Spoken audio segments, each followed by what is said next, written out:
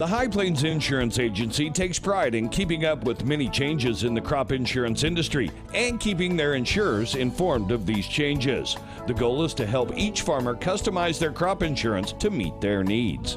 Thanks for your continued business, and remember, call Amy, Carissa, or Danny at High Plains Insurance in Medford and Loyal at 580-395-2447 or toll free at 1-800-346-4056 for a quote today.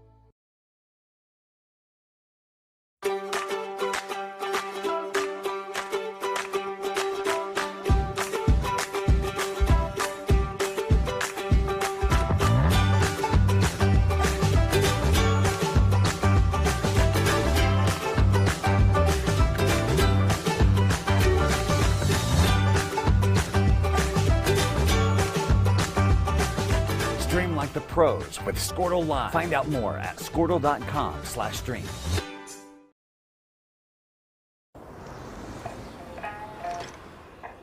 Hey, buddy. Yeah, you. Check out the Chevy Silverado. It's got more standard cargo volume than any competitor. Really? Look to your left. Come, check it out. That's a good-looking truck. Oh my gosh, that's insane. That's a big bet. Get $5,000 cash allowance on all Silverado 1500 Crew Cab pickups.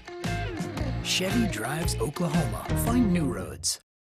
At Maples Nixon Diesel Horse, we've helped a lot of people, and our goal was to treat each and every person like a friend. And as a friend, we've got your back, always. We understand what you're going through. Being lawyers is what we do, but it's not all that we are. We care. We'll stand beside you throughout the entire legal process, not just as lawyers, but as your friends. We are Maples Nixon Diesel Horse, and we are here to help.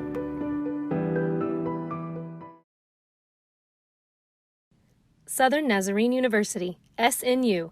Earn your master's in 20 months, meeting one night a week. Prepare to become a principal or a superintendent, a leader in your school. SNU.edu. Master's in Educational Leadership. Reach out today. SNU.edu. Educational Leadership.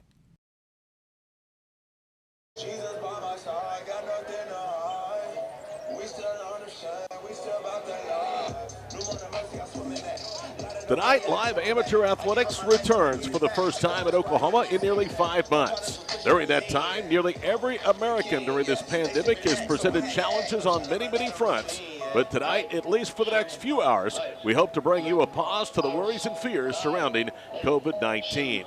Live from Crane Family Stadium in the Hurt Athletic Complex in Shawnee, the Oklahoma Football Coaches Association, in conjunction with Squirtle and Oklahoma Baptist University, proudly presents the All-State Football Classic. Hello again, everyone. I'm Todd Miller, along with Jay Lindley, Tom Nelson. Our producer-engineer is Corey Rogers, our entire crew, and we are glad to be present to give you this look at an annual Gridiron Classic. And my partner here in the booth, Jay Lindley, the voice of Southeastern Oklahoma State University Athletics down in Durant. Jay, boy, this is great for you and I to have a chance to work together. The last time we actually worked, we were in the same gym, but that was all the way back on March 3rd. Well, we were in the same gym, and the following week we were slated to go to the same location, and obviously the rug got pulled out from under us. But we're here. I was joking earlier today, I never thought I would get to say it's game day this early. So it's great to be here, and for the kids, from that standpoint, you've got certain players that obviously have a college future ahead. For some, this may be their last football game. For some, it is their last football game. When you look at guys from the West team like Ben Lawson and Tag Allen, guys that are talented enough to be two sports stars, they're going on to play baseball instead of football in their collegiate career.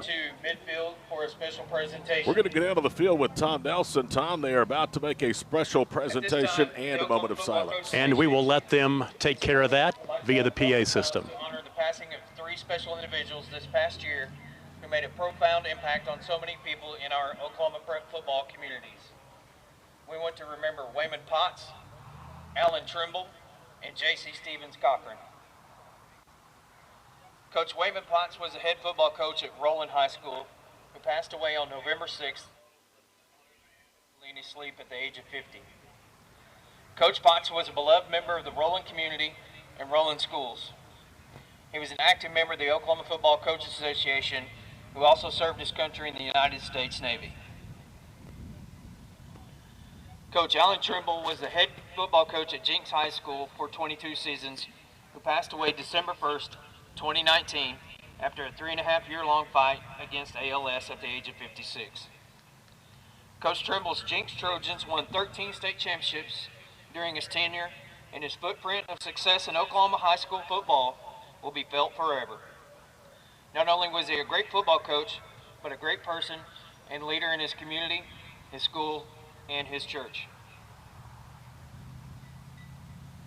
J.C. Stevens Cochran was the wife of Cashion assistant football coach Cale Cochran, who passed away unexpectedly July 2nd, 2020, at the age of 26 after giving birth to their son. J.C. was a graduate of Washington High School, where she excelled on the softball field as a catcher. J.C. and Cale met at Emporia State College in Kansas, where she was playing softball and he was coaching football. J.C. and Cale were married in July of 2018 and resided in Cashion, where he was coaching and teaching and she was working for Paycom. 2 years later, they were very much looking forward together to welcoming their first son, Jackson J. J.C. will forever be loved and cherished by her husband, Cale, her son, Jackson, and all of her family, friends, in the communities of Washington and Cashion. Please bow your heads in silence as we remember the loss of these three tremendous people.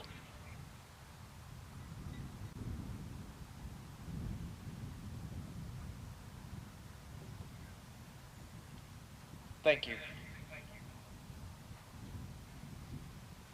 At this time, please turn your attention to midfield, where represented from Squirtle and the OFBCA, as we welcome Cashion assistant coach Cale Cochran and his baby boy Jackson.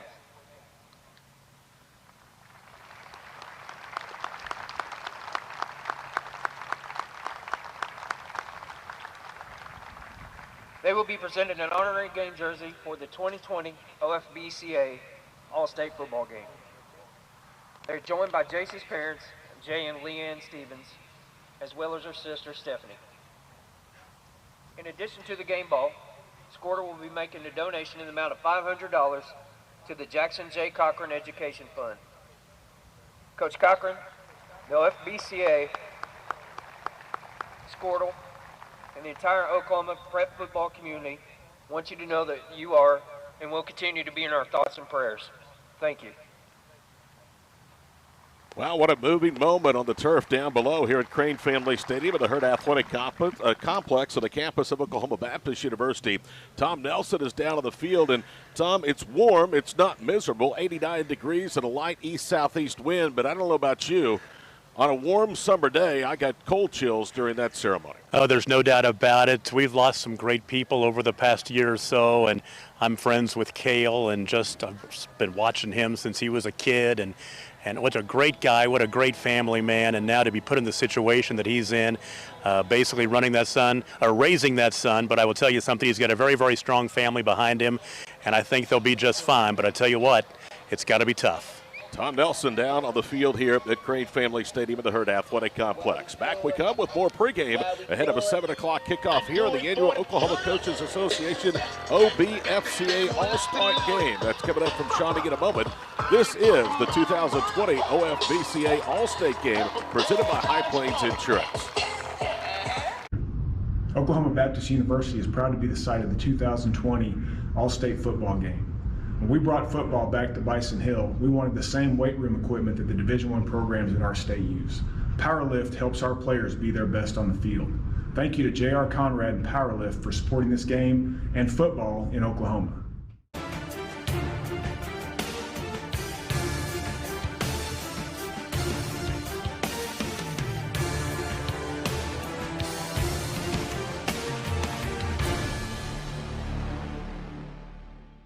Dr. Matt Dieselhorst at Dieselhorst Sports and Orthopedics can help you get game day ready. Dr. Dieselhorst works with athletes of all ages, taking a coordinated approach to accelerate return to play and maximize athletic performance. His work with pros in sports training, injury prevention, bracing, functional rehabilitation, and imaging works seamlessly with his medical and surgical expertise. Get started by going to Dieselhorst Sports and Orthopedics. Let Dr. Matt Dieselhorst get you back on the field, backing all Oklahoma athletes on the field and off.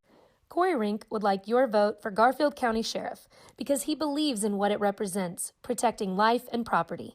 He's running for sheriff because he wants our deputies to be involved, to interact with the citizens old and young, and to be present and seen in the community. Policing is a priority, as well as training for all employees at the sheriff's office. Being a lifetime resident and now landowner in Garfield County, he feels it's his duty to run for office of Garfield County Sheriff to ensure a positive and bright future for generations to come. So vote Corey Rink for Garfield County Sheriff. With over 24 flavors of iced tea, HTO is your new destination for the best premium water and iced tea in all of Oklahoma. Offering around 500 drink combinations and half-price tea during happy hour, this is your ultimate tea playground. With a location open in Ardmore and numerous locations coming soon, including the Village in South Oklahoma City, be sure to stop by HTO and experience the best tea you've ever sipped on. We're your neighbors, family, and friends. We never imagined what we do would impact so many. Our jobs allow us to connect people every day. We're in this together. We are connected. We are Oklahoma.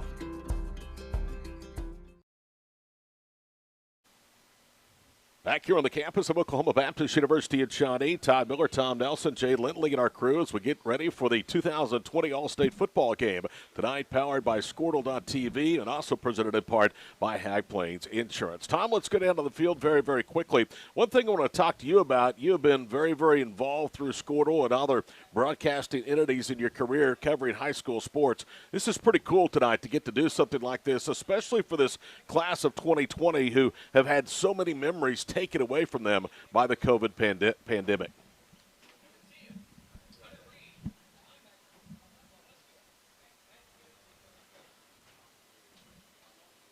All right, we're having some problems with Tom's sideline mic. Let's bring Jay Lindley in. And, Jay, let's talk about, on the offensive side of the football, the guy that everybody's talking about, Gunnar Gundy, the 6'2", 195-pound quarterback from Stillwater, who will go on to be a walk-on for his dad, Mike Gundy, at Oklahoma State. Well, Gundy, of course, had an outstanding senior campaign, over 3,200 yards passing, 44 touchdowns. Against only 2 interceptions. He completed 75% of his pass attempts. And it's pretty amazing to think about the fact that only 2 scholarship offers, Eastern Michigan as well as Toledo. I think a lot of people probably thought he was going to go where his dad is, of course, at Oklahoma State. How about two other guys that you have in your spotlight tonight? Dylan Ketzior, the all-time leading receiver in Claremore history. An interesting backstory on the wide receiver. Of course, he is going to Northeastern Oklahoma A&M. His father, Mike, was a wide receiver at the University of Tulsa. Career-wise, 145 receptions, over 2,400 yards receiving at nearly 17 yards per catch, and really has his sights set on Division I college football. Ran a 4.25 at the summer camp at Iowa State. And then on the defensive side of the ball, Bixby's Brody Sarton. Sarton, an outstanding player. He's going to Northeastern State. 117 tackles, 17.5 for a loss, and 10.5 sacks just this past season alone. By the way, you're going to hear a lot about Northeastern State's football program tonight. 8 players for the 2 squads have signed to go play for the Riverhawks starting next fall. Let's put under the microscope, Jay, a couple of 2 sports standouts. Tag Allen, a tight end from Marlowe, and wide receiver Ben Lawson from Bethany. Both are all-state, not only in football, obviously, but on the baseball diamond as well. Well, interestingly enough, the 2 will be teammates at Northern Oklahoma College at Enid. Of course, the JUCO there in Enid, both playing baseball. Allen, who played for Marlowe baseball coach John Morgan, had an outstanding career as a receiver, 92 receptions for his career at 17 yards per clip. This past season had 901 yards receiving and actually lifted that to nearly 18.5 yards per catch. And then you talk about Ben Lawson, 5'11", 190-pound receiver. Career-wise, 121 receptions, and this past season over 1,000 yards receiving with 13 receiving scores as a career, 17 yards per catch. You look at the west side with the receiving core that they have. They've got some home run hitters, not to be cliche there, at the receiver spot. The other guy I want to talk about is from Bethany High School, 5'10", 195-pound Sam Brandt. He had almost 11,000 all-purpose yards in high school. I mean, this guy is a star among stars here tonight at this All-State game. Consensus All-Stater each of the last 2 years, was Squirtle Player of the Year in 2018, and of course had some big-time moments, beating Clinton in the double overtime game in the 2018 semifinals. All right, let's go back down to Tom. Tom, I was telling our listeners as we introduced you the first time, you have been involved heavily in high school athletics in Northwest Oklahoma, and then, of course, recently through Squirtle.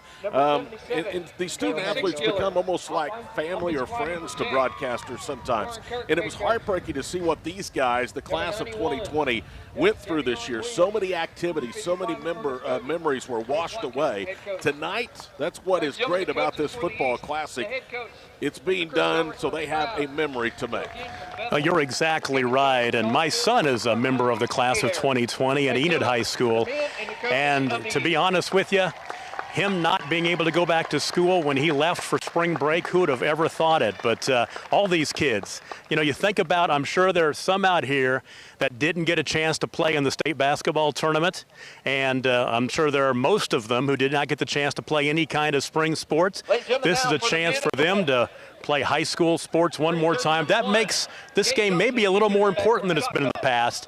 And I can tell you, look at this crowd filling up this stadium, that there is some importance on this ball game. One more chance to go out, put the pads, and play one more high school football game, because some of these guys will never play football again, like you mentioned earlier. Tonight's broadcast brought to you by High Plains Insurance. It is the 2020 OFBCA All-State Football game tonight here in Shawnee. More coming up as they continue to introduce both squads. They've gone through the East roster. Now they're making their way through the West. This is the All-State Football game brought to you by High Plains Insurance on Squirtle.tv.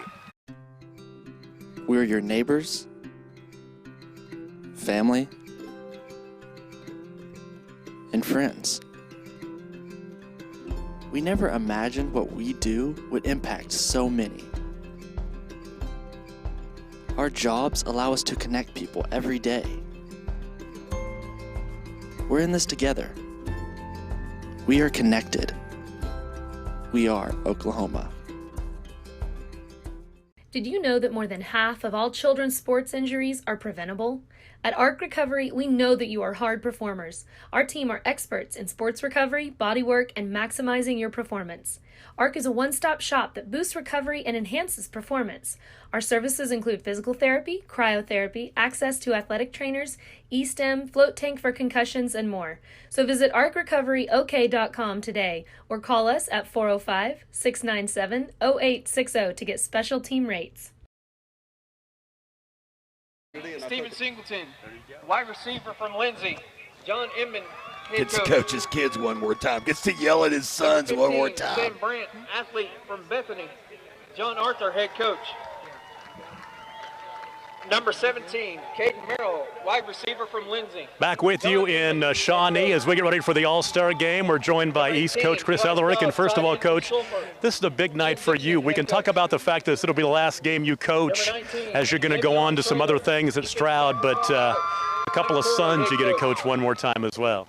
No, it's an awesome night. It's a great night for high school football in Oklahoma. It's a great night for 37 kids from the east side of the state and 37 kids from the west side of the state.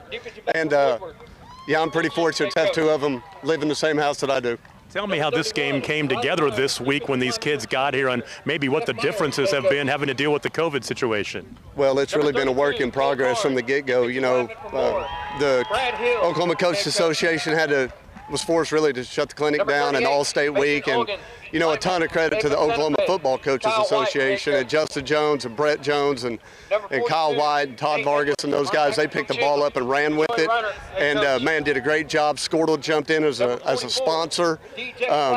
Man, we had a lot of balls in the air at times, you know, juggling a lot of different stuff, trying to get everything going, and kids traveling. But, you know, here we are playing football in July in Oklahoma. It's a pretty great thing. That's the one thing about it. When this game kicks off, all the hard work is done. You just get to have some fun, don't you?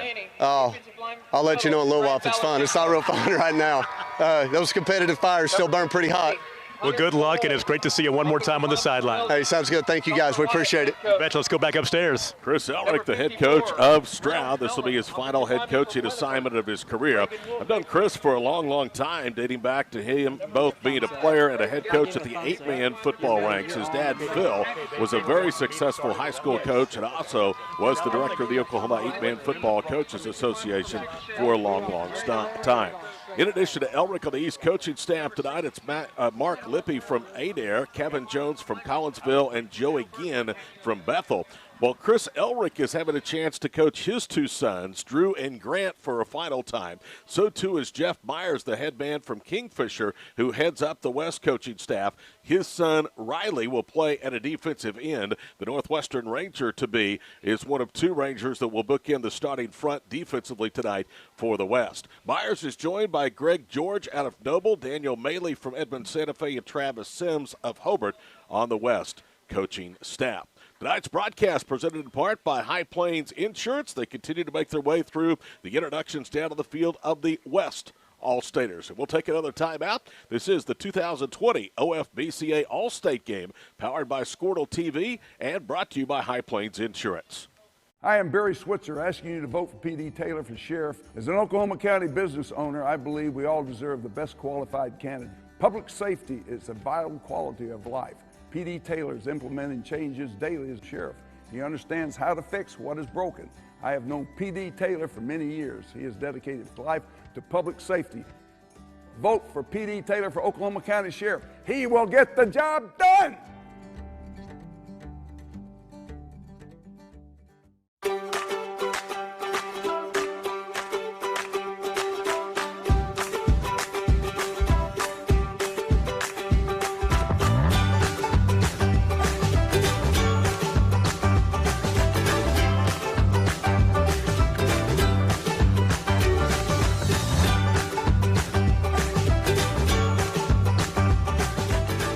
The pros with Squirtle Live. Find out more at Squirtle.com/stream. Dr. Devin Nightingale is your chiropractic choice in North Edmond with easy access from Cashion, Guthrie, Luther, and all the Oklahoma City surrounding areas. As a former college athlete, Dr. Nightingale understands the importance of a fully functioning body to gain that competitive edge. Also certified in prenatal and pediatric treatments, Dr. Nightingale sees all types of patients, ranging from 2 weeks old to 97 years old. We offer conservative treatments to get you back in the game, whether you're a weekend warrior or a professional athlete. So give us a call at 405-471-5565 for a free consultation today. Proline Designs is proud to be the official decal supplier of the Squirtle All-State football game. Community means everything to us, and we take pride in being the only sport decal company in the state of Oklahoma. This season, we introduced our first annual Springsgiving decal giveaway by providing team decal sets to 4 of our Oklahoma neighbors. Be sure to follow us on Twitter at Proline Designs to keep up with next year's giveaway. Proline Designs, made in Oklahoma, worn in Oklahoma. There's heads and tails. You're going to get to call the toss. What do you want to call? Tails. Ready, Court? Tails is the call. We're going to let it hit the ground. Mark Williams. It is a heads. You have won the toss. We want the ball. You want to receive? Yes, sir, we want the ball. Which would you like to defend? You want to kick that way, so you want to defend that end over there, so turn your back right over there, right over here. All right, gentlemen, let's have a great game. Congratulations. We'll tell you coaches what we got, all right?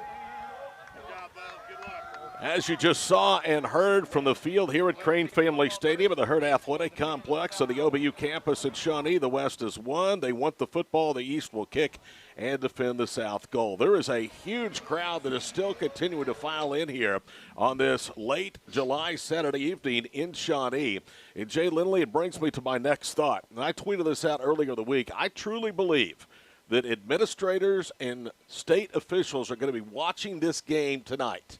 And they are going to have a very watchful eye on the proceedings as to make sure that the COVID virus does not spike after this contest. I think what happens here tonight determines if there's a high school football season in Oklahoma in the fall. I'm not going to go that far, but it's certainly going to have ramifications. I mean, and I also think that if you look at this group, obviously people want their football. My goodness, we've been here, you and I and Tom, we got here at around 4:30 today, and when we walked in for a while there, I was seriously going, who's going to come to this thing? And now we look around, and even people are sitting in the bleachers on the east side in the sun. We were joking earlier because there was a gentleman over there that was purely social distancing at his best when we first got here. Well, now the crowd is starting to even gang up around him over on that east side. He literally was the only guy in one section, and he had a mask on.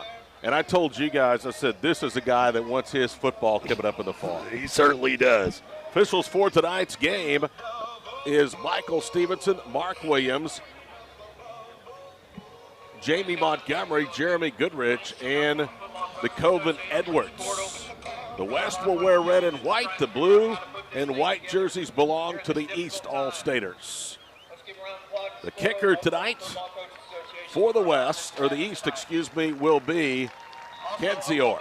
Dylan Kenzior out of Claremore High School will put the ball on the tee at the 40-yard line. They'll play 12-minute quarters here. 4 of those in this, the OFBCA All-State game from the OBU campus in Shawnee.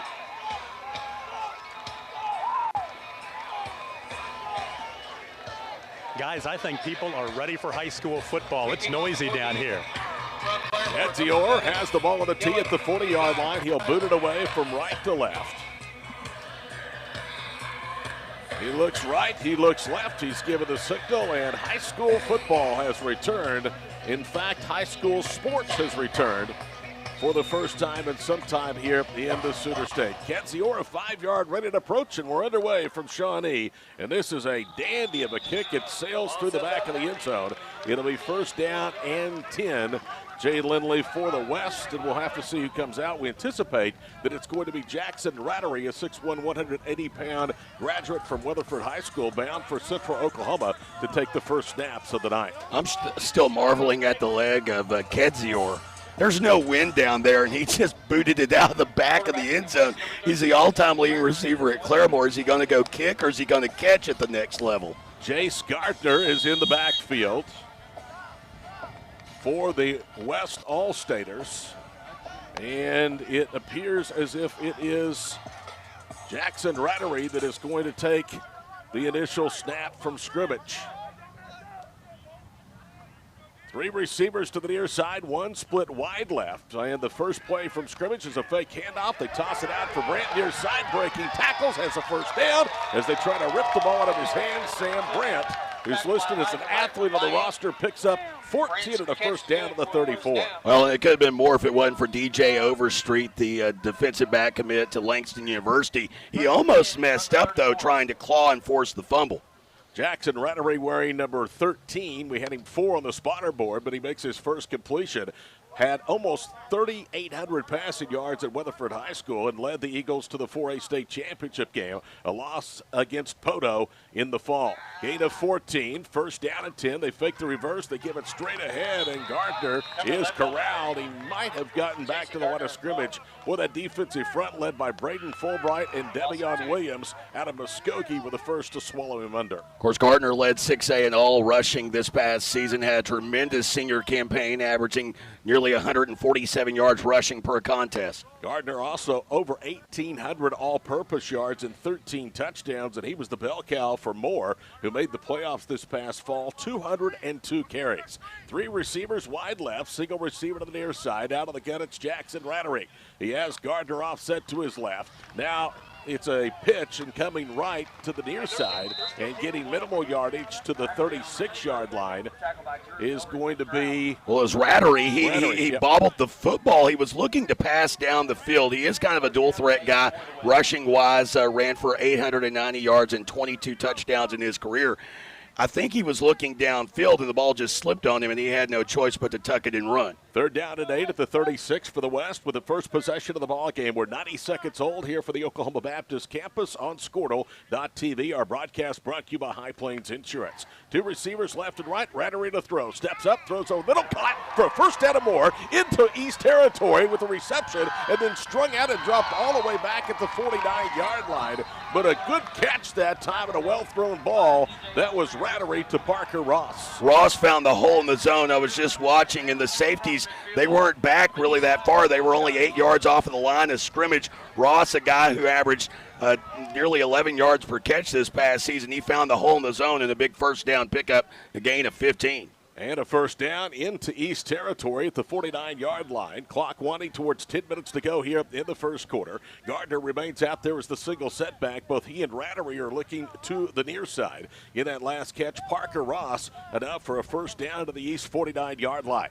2 receivers left, one of the slot to the near side. Again, Gardner and Rattery in the backfield. Here comes the pressure. They throw it out left. Ball is caught and dropped immediately in his tracks was Sam Brandt at the 46-yard line. That was a dangerous pass because it kind of floated out in the perimeter, and the defensive linebacker read that one perfectly. Yeah, Devlin Ackland, the Bethel senior who's going to Seminole State, making that open field tackle. That's one of the knocks, if you will, on Rattery completion percentage-wise this past year, 57%. That's actually his career number as well. Sometimes he floats it just a little bit, and that one almost caused him a big problem. Brandt and Ross, both who have big catches for first downs on this drive, are split short right. Single receiver to the near side is Singleton. He motions that way. They fake the reverse and keeping it straight ahead is Rattery, who gets down to the 42-yard line.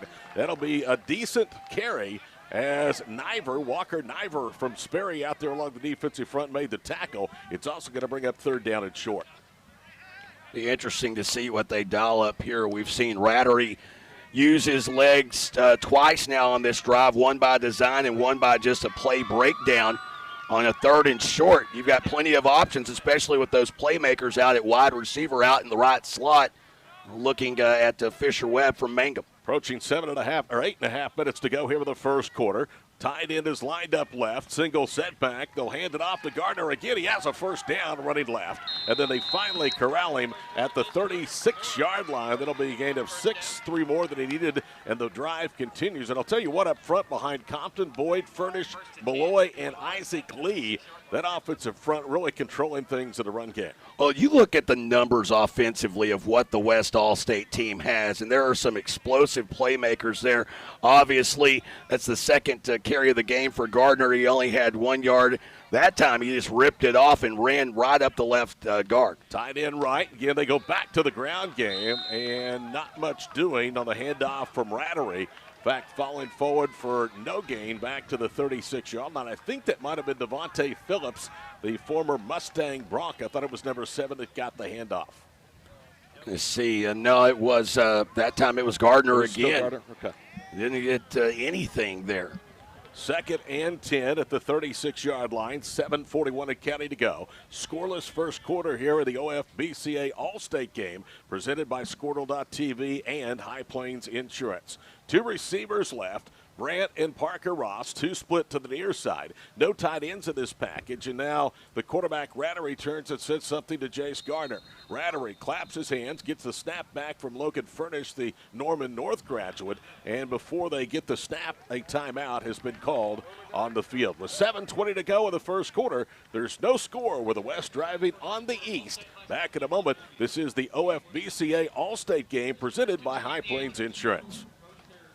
The High Plains Insurance Agency takes pride in keeping up with many changes in the crop insurance industry and keeping their insurers informed of these changes. The goal is to help each farmer customize their crop insurance to meet their needs. Thanks for your continued business, and remember, call Amy, Carissa, or Danny at High Plains Insurance in Medford and Loyal at 580-395-2447 or toll free at 1-800-346-4056 for a quote today. Find your keys. Find your get up and go. Find pants that aren't sweats. Find your friends. Find your sense of wonder. Find the world is new again. At Chevy, we'd like to take you there. Now during the Chevy Open Road Sales Event, get up to 15% of MSRP cash back on select 2020 models. That's over $5,700 cash back on this Equinox. It's time to find new roads again. Welcome back, everyone. Crane Family Stadium, a 2nd down and 9 facing the West All-State team. Should be brought up. This is the 9th play of the drive coming up here. 2 big 3rd down conversions so far on this drive as the West has just been motoring down the field. Tom, you have anything for us from the sidelines? Yeah, the one thing I've noticed watching this opening drive is these teams look like they've been practicing with each other a lot longer than just a couple of days. Have not seen a penalty flag yet, and you're seeing some smash mouth football. Let's just keep it going. Oh, I shouldn't have said that. What am I thinking? Jay just pointed out that the West has overcome third and long once, 3rd and 8 back in their own 36, and 3rd and 3 at the East 42 of this drive. 2 receivers to the near side. The 2 playmakers of this series, Brandt and Ross, are short left. In the backfield again is Gardner along with Jackson Rattery. It's actually Gus Smith out there. Rattery rolling right, looking for a block. Now he's going to tuck it and run and get what he can. He gets out of bounds at about the 32-yard line. And that was just a very good decision on the part of Jackson Rattery. Sometimes, Jay Lindley in All-State and All-Star games, you see guys trying to make the spectacular play and make the big mistake. Jackson did not do that and took what he could get. Now, at this point, he's played very well. I mean, granted, this is the first drive of the game, but he has looked pretty composed back there, especially when you consider the fact these guys haven't played football now in 7 months. 3rd and 6 after a 4-yard carry by Jackson Rattery, the 6'1", 180-pound graduate from Weatherford, bound for Central Oklahoma to play for the Broncos next year. Line of scrimmage at the 32. They throw it out right, and again it's Brandt breaking tackles, cuts left, has a first down as he stretches out to the 25-yard line. And guys, I'll tell you, when preparing for this broadcast, one of the guys that really caught my eye was Sam Brandt. Sometimes you wonder about the numbers and what they mean. Well, I can tell you, Fort Hays State has a good one coming into the Tiger fold. And I've got to tell you, I'm a Fort Hays State grad, so I like seeing that. Bring them down. Bring them on up to Hays. 3rd, make that the 4th first down of this drive at the 25-yard line. Single setback, Gus Smith, the graduate of Stratford High School. They hand it off. He makes a cut in the backfield, and he is belted as he gets inside the 25. Down to the 24-yard line. Elijah Wright, the 5'11", 225-pound linebacker, also bound for Central Oklahoma out of Vian, was the one on the tackle. Smith with that carry, small school guy coming out of Stratford, played 7 different positions during his high school career, and had quite the career with over 2,500 yards rushing. Had 30 career trips to the end zone, combined rushing and receiving. Also pretty good on the defensive side of the ball was Gus Smith with 283 career tackles and 3 picks in his career as a Stratford Bulldog. 2nd and 9 on the 24-yard line. Smith this time offsets to the left of Rattery. They send him in motion. Now on the jet sweep, they toss it to Ben Lawson, and Lawson has nowhere to go as he turns the corner and picked up a yard to the 23. That play was very well diagnosed by the East defense. Yeah, the Northeastern State commit Blake Korn, a 6', 240-pound defensive end out of Tahlequah, obviously going to stay at home.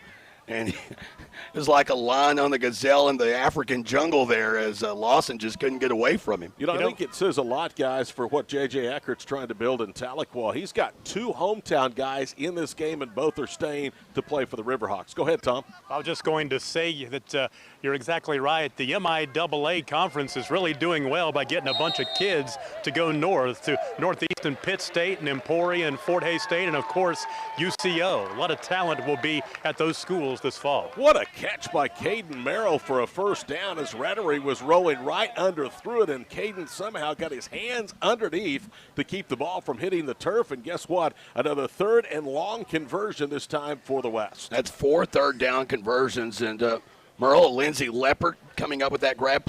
Talk about the small school guys playing multiple positions, played 11 positions in his high school career. You wonder about the fatigue out there on that defense early. This quarter already over half gone, and this will be the 14th play of the drive. Gardner is back in there at tailback. They fake the handoff. Rolling left is Rattery. He had a receiver wide open at the 2. It is the Oklahoma State product from Sulphur Price Dobby that, if that pass isn't high, leans in for a touchdown. I don't know that he wasn't looking at Parker Ross in the back of the end zone, because Ross had broken free as well. He had multiple options. If Dobby doesn't go up and tip that pass, Ross has it wide open in the back of the end zone. 4:49 to go here in the first quarter, Tom. There was also a great fake on that. I thought Jace Gardner had the football coming this side on the ground. No score, but again, the West has moved into the red zone, and now we get an official timeout. No, it's going to be a timeout charged to the West. Tonight's game is powered by Squirtle.tv and presented by High Plains Insurance on Squirtle TV.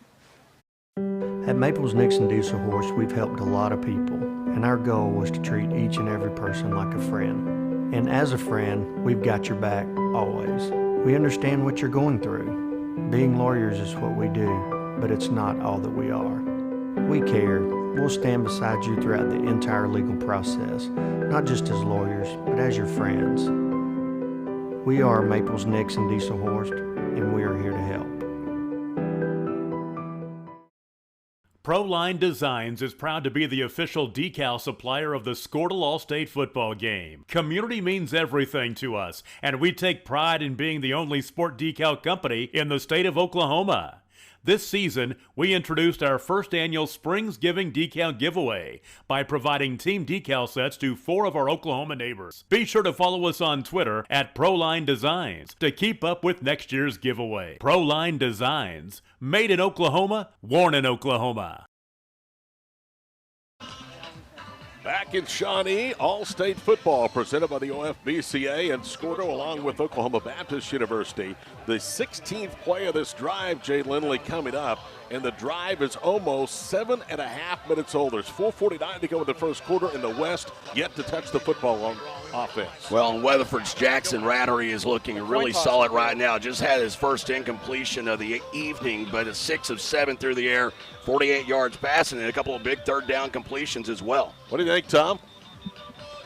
So what are we looking at here? 2nd down and 10. I like this. Get down to the red zone. This long drive is going to see if this East squad can bow up defensively and hold them out of the end zone. 2nd down and 10. Line of scrimmage at the 15-yard line. Quarterback snaps his hands, backpedals, looking left, now being chased. And he's going to have to tuck it and run. Turns the corner at the 10 and got out of bounds close to the 9-yard line. Boy, and he just turned on the jets to get away from Stephen Young, the Broken Bow Savage, a 5'9", 250-pound defensive tackle. It looked for a minute as though Young had him, and then Rattery just kind of skipped away and still picks up 5 yards, and now here's a 3rd and a manageable 5. Yeah, it's the second shortest conversion attempt. There are now 5 third-down attempts on this drive. You speak of Stephen Young. How about 70 tackles, 10 sacks, 19 tackles for loss as a senior? He had 21 career sacks and nearly 50 tackles for loss in what was a stellar, now all-state career down at Broken Bow. 3rd down and 5 at the 10. They motion a man, and now it's Rattery on a keeper straight ahead. He bangs his way down to the 8. That's going to be short of a first down. And what do you think? It wasn't Rattery. It was actually Brandt. Sam Brandt. Yeah, Brandt's the one. And now, interesting conservative call there on what was really a designed quarterback keeper. It just never developed, and now it's 4th and 3. All-state game, no field goals allowed. Go for it. Ben Lawson is going to come in along with Gus Smith, Tom. East can grab some momentum right here. They've been back on their heels, but if they get this stop, their offense gets a chance to play for a change, which they feel a little shortchanged right now, being over there on the sideline waiting their turn. 4 minutes exactly to play here in the opening quarter. No score from Shawnee in the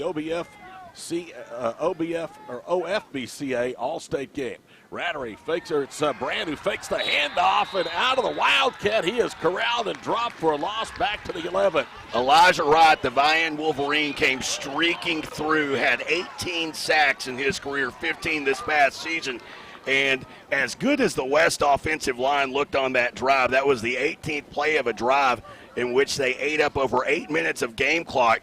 The last 2 plays of that drive, it was the East defensive line that got the best of that. Are you a little bit surprised they left Brandt behind center? Because I think that really tips your hand a little bit when that kid's in the Wildcat. Yeah, that, and even from a certain standpoint, I mean, you expect maybe a little trickery here, and I was kind of surprised Brandt didn't, throw the football. Of course, I don't even think he had a chance because Wright was on top of him as soon as he received the snap. Here's Gunnar Gundy with an empty set, takes a 2-step drop, looking left. Now he'll tuck it and run. He comes to a sliding stop at the 20-yard line. It's going to be about a half yard short of the needed yardage to gain. Now they're going to put it down to the 21. It is a 10-yard run, and that's what Gunnar Gundy does maybe as well as anything, and people think about his arm. Well, and I like what you saw at the end, the career decision to take the slide and take the first down and keep moving. 5 receivers. They throw it out right. Ball is caught, and that is Kenzior, and he tiptoes his way past the 25 out to the 26, a catch and run of about 5. And where you can see the East is going to play pitch and catch, and they are just going to really use that high-octane offense, hopefully to their advantage. You have a quarterback that has 44 touchdown passes against 2 interceptions. Let him fling it. Well, Gundy, obviously a head coach's son, and you can tell he makes great decisions with almost 50 touchdowns and only 2 interceptions as a senior. Single setback. This time they hand it off to Jimmy Coleman out of Muskogee. Coleman is in trouble, and they have him corralled for a big loss all the way back to the 22. And look at the pursuit to the football led by Annie Osani. Hunter Larchin out there on the defensive line. I watched some film of Coleman last night just prepping for this game. Another one of those Northeastern Oklahoma State commits, 3,300 career rushing yards. But he's a guy that needs to find a hole. He's got to get a hole and get that north-south going. Didn't have that opportunity there, now 3rd and long. Pretty generous spot. They give him to the 24 in the loss, so it's just a loss of 2. 3rd and 7 for the East as we're under 2 minutes to play here in the opening quarter, and now a flag comes in from the near side. And they look like they're pointing the way of the west, and maybe somebody might have been lined up in the neutral zone. Well, what happened was the hard count pulled Colin Naney, the defensive end from Tuttle, off, and also his defensive line mate, Hunter Largent from Noble. Both of those guys jumped, but I didn't see an offensive lineman move. They got back to their spots, so I don't know if that was an itchy trigger finger on the flag there. 3rd and short. Gundy, a quick drop, throws out right, ball incomplete, through the hands that time of Luke Krieger, the Bixby Spartan state champion, and he was well covered on the perimeter that time by Gabe Johnson. A 3-year starter in Johnson out of Choctaw, Oklahoma, and a 2-time state champion wrestler. He positioned himself well between the receiver and the football. Dylan Kenziar, who's both the punter and the kicker tonight for the West All-Staters, will at least show punt as he's back in punt formation to the 19. So that, at least for the time being, penalty against the West did not come back and actually hurt them. Keyshawn Murray back to return, a 4-time state track champion. Kenziar stands back at the 19. High snap, he gets it down, now gets a leg into it. It's a line drive spiraling kick, and it's going to be returned for the 24 to the 25, coming right, 30, cuts left, 40, bounces right, midfield, gets out of a tackle, now moves left, and down he goes at the 40-yard line. And there you go. Keyshawn Murray out of Del City showing that state champion sprinter speed as he sets the West up again in outstanding starting field position. Boy, talk about changing the field. Yeah, or did he? There's a hanky back down at the 36-yard line. It's Keyshawn Murray. Keyshawn Murray, though, was a delight to watch on that return. Again, though, it is going to go for naught. Might have been a beneficiary of a little block in the back. Yeah, that's about 11 yards from where he actually made the catch at the 24.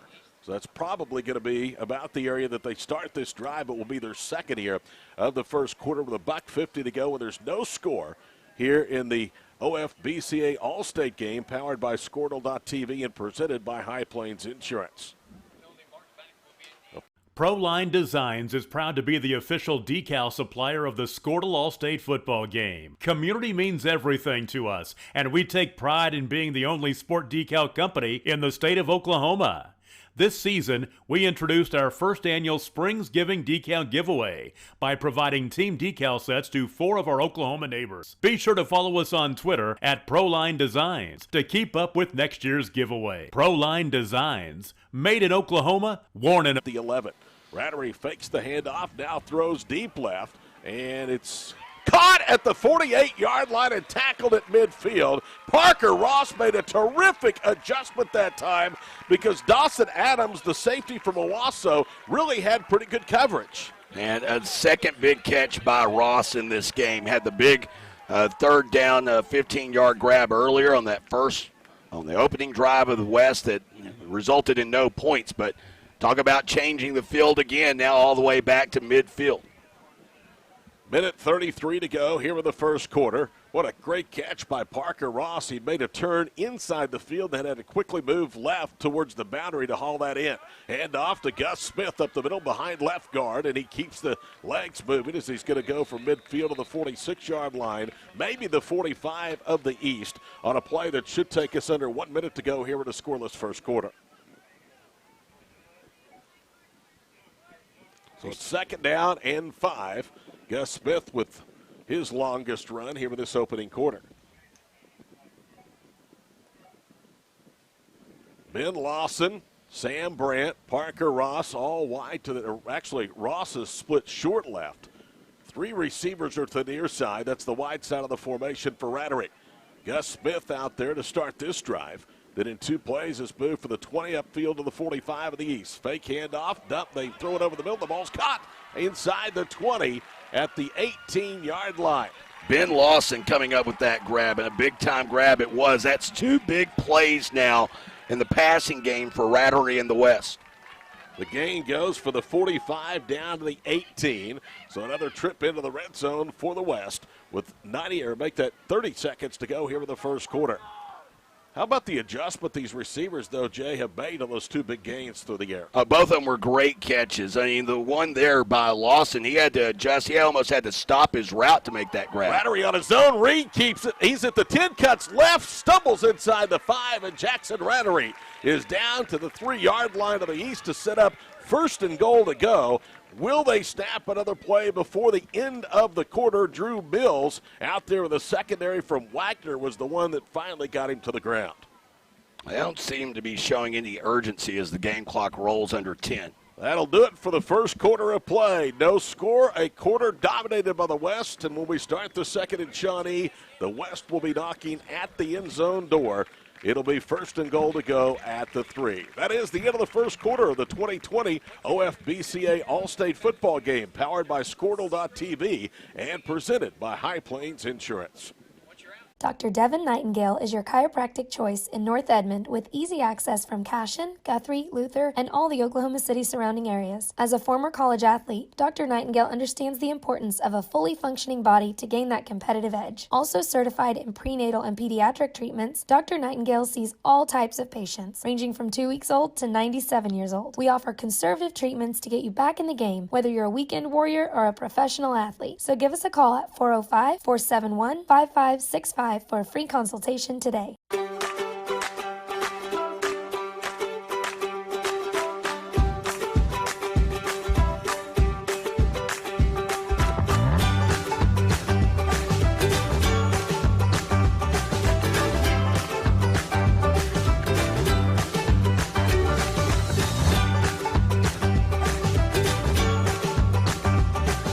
Stream like the pros with Squirtle Live. Find out more at Squirtle.com/stream.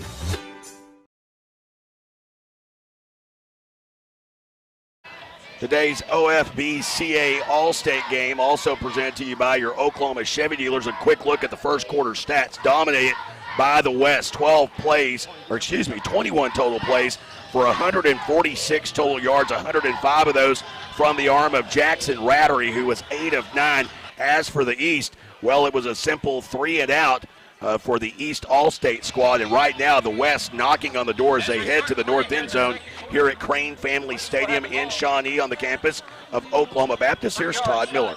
1st and goal to go at the 3. No scores. We get set for the second 12-minute stands. Our broadcast tonight made possible by High Plains Insurance. Rattery on his own read keeps it straight ahead, diving towards the end zone, and he's cut down just outside the goal line. So give him 2 yards. Rattery now has rushed for 33, Jay, and he also has 136 yards of total offense. And he has looked really, really solid so far in this game. Of course, right now he's kind of, you look at him, looks like he's favoring his right leg as he's been out there for every drive so far. We haven't seen the second quarterback to be involved in this game as of yet, Austin Fisher from Noble High School. See if they give it to Smith. They don't. Rattery, despite pain, claps his hands, gets the snap in for the touchdown. And the score is the tie is broken. It's now 6-0 West with 11:22 to go in the first half. Rattery said, I'm already hurting. I may not get back out here. I might as well get my 6 and leave the field and head to the sideline. So So that is a short 6-play drive that covers 80 yards thanks to a couple of big plays in the passing game. And now we'll see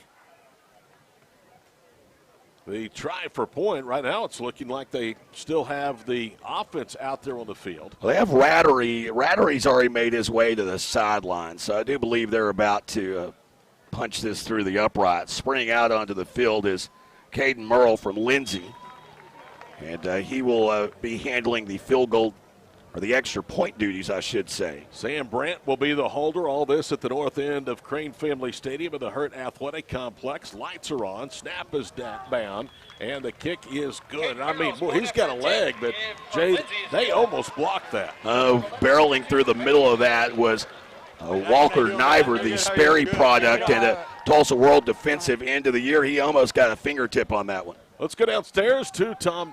We'll take a break. Hopefully we'll get to Tom in just a moment. 7-0 West on top of the East. This is the OFBCA All-State game powered by Squirtle.tv and presented by High Plains Insurance. I am Barry Switzer, asking you to vote for P.D. Taylor for sheriff. As an Oklahoma County business owner, I believe we all deserve the best qualified candidate. Public safety is a vital quality of life. P.D. Taylor is implementing changes daily as sheriff. He understands how to fix what is broken. I have known P.D. Taylor for many years. He has dedicated his life to public safety. Vote for P.D. Taylor for Oklahoma County Sheriff. He will get the job done!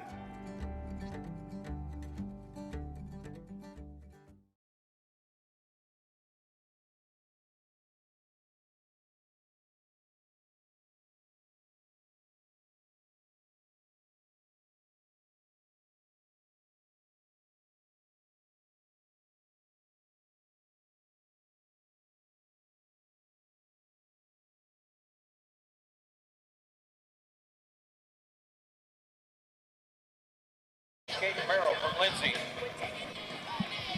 Caden Merrill will kick it off. 7-0 West. A short end-over-end kick. This will be returned inside the 5, brought out to the 10, straight ahead of the 20, dodges a tackler, and then is dump truck down near the 32-yard line on the return, and it was a good one, was DJ Overstreet, the speedster from Bristow.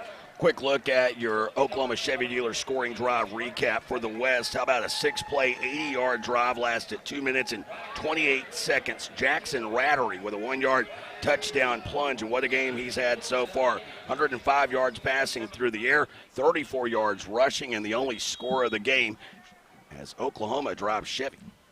28 yards of the Overstreet return out to the 32-yard line. And now we see Grant Elrick, the 6-foot, 180-pound graduate from Stroud High School. His father, Chris, is the head coach tonight. He'll toss it on a jet sweep to Kenzior, and Dillon turns the corner at the 35. It is out of bounds at the 36, a gain of 4. Tell you what, that defense, Jay, really has had an answer for almost everything with the exception of Gundy's first scramble from scrimmage tonight for the East. Well, and right there, it's all about the speed. It was Keyshawn Murray. We saw Murray on the return a while ago. That time Murray got to the edge, and there was nowhere for the runner to go. 11-12 to play here in the first half. 7-0 West on top of the East. Empty formation, bunch formation with 4 receivers wide left. They'll toss it that way for Cameron Gunville, and Gunville is belted down. He looked like he had running room, as you could see there. They hit him for a 3-yard gain to the 39. It was Austin Albright from the safety position out of Chickasha that laid the leather on the Seminole Chieftain, Cameron Gunville. All-state baseball player and the 4A1 MVP in football, Albright. Again, that speed, we see it on offense, we see it on defense. The West right now winning that battle. 3rd and short at the 39. 0 of 1 is the East on 3rd down tries tonight. Elrick fakes the handoff. He will keep it and lowers his head. He's going to get across the 40, close to the 41. Needs to get between the 41 and 42 for the first down. So it's going to bring up 4th down and a decision now for Grant Elrick and his father, Chris Elrick, over there on the sidelines. And as easily as the West has moved the ball and dominated the clock, I would not be the least bit surprised to see him go for it here. Under 10 minutes to play here with the first half. 7-0 from Crane Family Stadium at the Hurt Athletic Complex before a huge all-state crowd here tonight. The game presented on Squirrel by High Plains Insurance. Elric claps the hands, gets the handoff to Gunville, breaks out of contact at the point of attack and has the first down at the 44-yard line. He picked up 3, and I'm telling you, the sledding was tough, Jay, between the tackles. So the line of scrimmage at the 45 is where they're going to put it. So give him 4. And a fresh set of downs upcoming with 9:45 to play. Here in the first half, it is 7-0, the West on top of the East. Grant Elric, Northeastern State signee, was the 2020 Jim Thorpe High School Player of the Year. Awaiting the snapback from center from Pawnee's Zachary Buchanan. Now he walks up behind the line, points right, looks left. Now again says something to the line of scrimmage. Claps his hands, fakes the handoff, throws it out right, and the ball is caught by Joe Whiteley. And then Whiteley on a high tackle is struck down at the 46-yard line by Carl Albert Titan. Reese Collier, 6'2", 219 pounds. All Collier did was be a key cog in 4 consecutive Class 5A state championship titles for the Titans. Boy, Elric was really fortunate to get that one out. It looked from this angle as though Riley Myers got a fingertip on it. The ball almost looked as though it was slightly deflected. Great adjustment by the receiver to even get anything on that. Riley's dad, Jeff, is the head coach for the West tonight. Riley signed with Northwestern up at Alva. His dad, his grandfather, both played for the Rangers as well. Second down to 9 of the 46. High snap. Elric pulls it down, steps up in the pocket, throws it out left, and the ball slipped out of his hands as it was woefully short, looking for Kedzior over on the far side boundary. Boy, and that's a tough miss because Kedzior was wide open over there. He makes that catch. He probably has a first down and maybe a little bit more. 8:43 to play here with the first half. It is third down and long for the East. They're 1 of 2 on third down tries, but their longest of their first 2 was just 3 yards. This is 9. They need to get into the west end of the field of the 45 to keep the drive alive with 8:43 to play in the half. Single setback. Elric with another high snap. Drops all the way back to the 35, floats it out left. Gets it to Gunville, who ran up the back of a blocker. Now he's in trouble. Now he's going to be pushed back, and he is going to finally be brought down near the 40. They'll give him forward progress at the 44, and that play will net -2. And it was the former Tuttle Tiger, Colin Nanny, that was out there that really diagnosed that play well. Well, Gunville, the one thing I liked, he kept his motor running, but he just didn't have enough to beat off 5, 6, 7. Basically, there were a ton of red jerseys over there by the time that play ended for Cameron Gunville. Dylan Kedzior out to punt at the 34-yard line, so the best drive of the first 2 for the East ends right now at the 44. They're on the end of the field. Very little pressure. They set up for the return. Kedzior shanks that one. It wobbles up the middle of the field. The West will get out of the way, and as you can see, it's going to roll dead and be down at the 21-yard line. So it turns out to be somewhat of an effective punt, although it wasn't very pleasing to the eye. And with 7:48 to play here in the first half, the West leading 7-0 will take over on their third drive of the evening. Yeah, not photogenic at all was that punt, but nonetheless, it gets the job done. It pushes West back. But for a second time now, we've seen them drive. Their first drive of the game began at the 20-yard line. They marched all the way down before that drive sputtered out after 18 plays. And then their last drive, because of the penalty on the kick return, they started at their own 20, and it only took them 6 plays to march 80 yards. The West All-State squad right now really dominating this game. You take a look at time of possession just going into that drive for the East, and they were able to gain a little bit of ground there, nearly 3 minutes time of possession. But going into that drive, the West dominating 10:41 to 1:57 when the East squad started that drive a minute ago. The East looks like they're going to have something from their defense to get this game turned around because, as Jay just described to you, the West has dominated time of possession, yet they lead just 7-0, but it could be a whole lot worse. Keep in mind on their first drive, they went 17 plays. They went upfield all the way to the 8. Ended up turning the ball over on downs at the 11. We are in an official stoppage of play for hydration purposes. 7:46 to play here in the first half. It is 7-0 the West on top of the East. If you were looking straight at stats, you would think this game was 21-0 West. 23 plays for 149 yards. The East only 25 yards on 11 total plays thus far. Jace Gardner is in the backfield. They're going to bring Austin Fisher in now, the 5'8", 165-pound product from Noble. Helped lead the Bears to a district championship for the first time in a long time there in Noble. Single setback. Fisher slaps his hands, fakes the hit off. Now to keep it on his own read. He gets up across the 20 and then somehow manages with tough running stretch it out for 4 to the 25-yard line.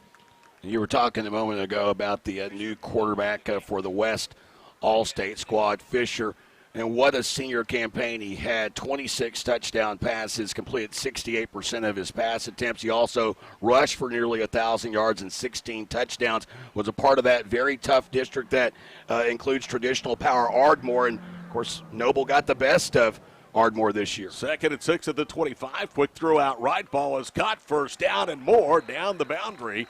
On the reception goes Tag Allen, the tight end / fullback out of Marlowe, and he gets all the way to the 37-yard line, a gain of 12 on what was just 2nd and 6. Two of our spotlight players in the pregame, Todd, Lawson of Bethany, Allen of Marlowe. They've both had catches in this game, and the next time they play catch will be with a baseball at Northern Oklahoma College at Enid. Tag Allen, how good is he? He was a perfect game preseason All-American in baseball. And an All-Stater here in football as well. Back to throw again as Fisher airs it out right, and the pass is incomplete.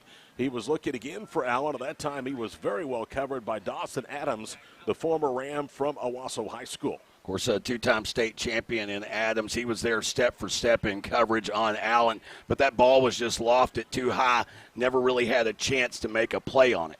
6:57 to play here in the first half. Our score 7-0 West. We will be picking an offensive and defensive MVP of the game tonight for both the East and the West squads here in the 2020 OFBCA All-State game, powered by Squirtle.tv and presented by High Plains Insurance. 2nd and 10 at the 37-yard line. Fisher walks up behind the line of scrimmage. He has 3 receivers split to the wide side of the formation. They'll motion a man, that is Tag Allen, and they give it on the jet sweep to Allen. The East stretches him out and then finally pushes him out of bounds. And that will go for a loss of 2 back to the 35-yard line. Drew Ellerick, the other Ellerick son playing in this game, did not have 103 tackles in his junior campaign, was Stroud's MVP and the A7 Defensive Player of the Year. He kind of led the charge, held the boundary, and there was just nowhere for Allen to go on that play. Drew, like his brother, is going to stay close to home, go to Northeastern State in Tahlequah. He also was the 2019 State High School Heisman winner here in the state of Oklahoma. 3rd and 12 at the 35-yard line with 9:51 to go before halftime. 7-0 West. This is the longest third down conversion attempt tonight for the West. Back to throw Fisher. Dances in the pocket. Now the protection breaks down. Out he comes, running left, 40, and gets tripped up by an ankle and stumbles close to the 43-yard line. And it looked like that it was Walker Niver again that was the one that got him by the left ankle. That kind of forced him to stumble down to the turf. Yeah, and Overstreet there to finish off of that play. So the gain goes to the 44. It's going to bring up 4th down and about 3 for the first down. The West leading 7-0 in punt formation. The punter is Ben Lawson, again the 5'11", 190-pound product from Bethany. Glad to have you along tonight for our coverage of the OFBCA All-State game from Shawnee. A great crowd, both sides nearly full tonight here at Crane Family Stadium in the Herd Athletic Complex. Shadows creeping across the field, as you can see. High snap, but no pressure. Lawson with the right leg, boots it away, hits at the 24, and then turns over and will roll dead near the 19-yard line. Let's get out of the field. Here is Tom Nelson with a guy that's had a great first half. Oh, yeah, Weatherford quarterback Jackson Rennery. Already got the only touchdown of this ball game, and Jackson from Weatherford, tell me a little bit about what it's like to get a chance to play one more game. Oh, man, it's awesome. Especially with everything going on right now, for everybody in Squirtle to get this game before we can play, it means a lot getting to strap it up one more time in my hometown colors. Let me talk to you really quick about what you have had to do to adjust to not being able to do anything in the spring. I mean, when you go home for spring break, you never come back. What has that been like to your senior year? Man, it was definitely weird and honestly kind of frustrating. A guy like me staying busy, I try to keep myself busy all the time, just staying productive and stuff. So it was kind of a struggle and honestly annoying at some point. So. Tell me about this week and spending some time with these guys. It's been so much fun finally getting to put the pads back on and meet new faces and play the game I love. Get back out there. Awesome, thank you. Gunnar Gundy on a low snap back from center was going to hand it off and then just lost the ball and has to dive back on it for a loss of 5 to the 15. Incidentally, that punt by Ben Lawson with the roll was 36 yards. Jackson Rettery, pretty cool out there at quarterback, has led the West to a touchdown lead, and he was pretty cool on the microphone as well. I thought it was hilarious, the fact that he was really proud to play in his hometown colors one more time. Quick to point out that Weatherford Eagle red. 5:14 to play here in the first half. 7-0 West. Second and 15. Gundy to throw. Swings it out near side. Ball caught on the 21-25. Banging his way near the 30-yard line. They're going to say he was out of bounds at the 27. It was Joe Whiteley, the former Pirate from Sperry, who is bound for Eastern Oklahoma Junior College to play baseball in Wilburton, that was on the receiving end of that Gunnar Gundy pass. Well, and that was well thrown, led the receiver right into the sideline, gave him a little crease, and was then able to make it now a third and manageable too. They need to get to the 29. Gundy with a single setback in the backfield. That is Day Leathers, the 5'7", 160-pound graduate of Tahlequah, who is the Tigers' all-time leading rusher in school history.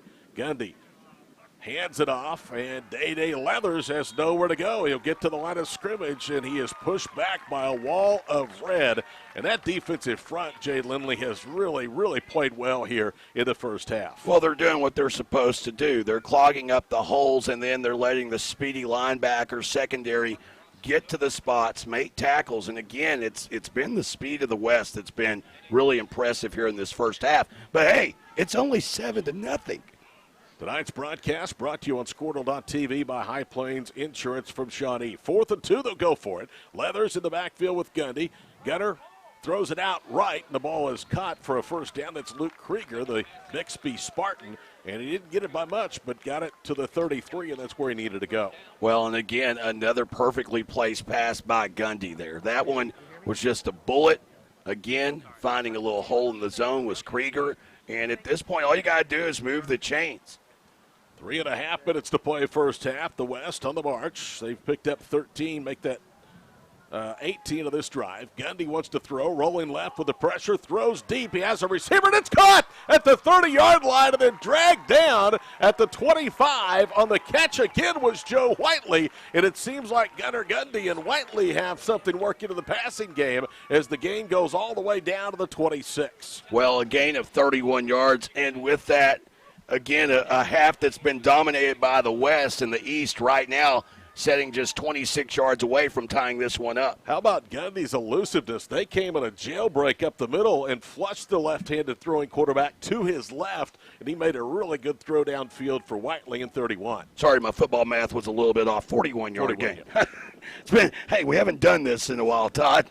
First and 10 of the 26 since about March 3rd. Gundy again feels the pressure. This time he rolls right, throws near side pass is low, and it's incomplete as he was looking for Justin Murphy, the graduate from Jinx, who will continue his playing career at NEO in Miami. 6'5", 208-pound target who had 56 catches for the Trojans this past fall. Well, and we've now seen 4 different quarterbacks in this game, 2 for each side. The one thing you see about Gundy, you can tell, obviously, the quarterback position in the Gundy family, it's kind of their pedigree when you look at his dad and you look at his uncle. And that was just a well-placed ball. The only person that was going to catch that ball was Murphy.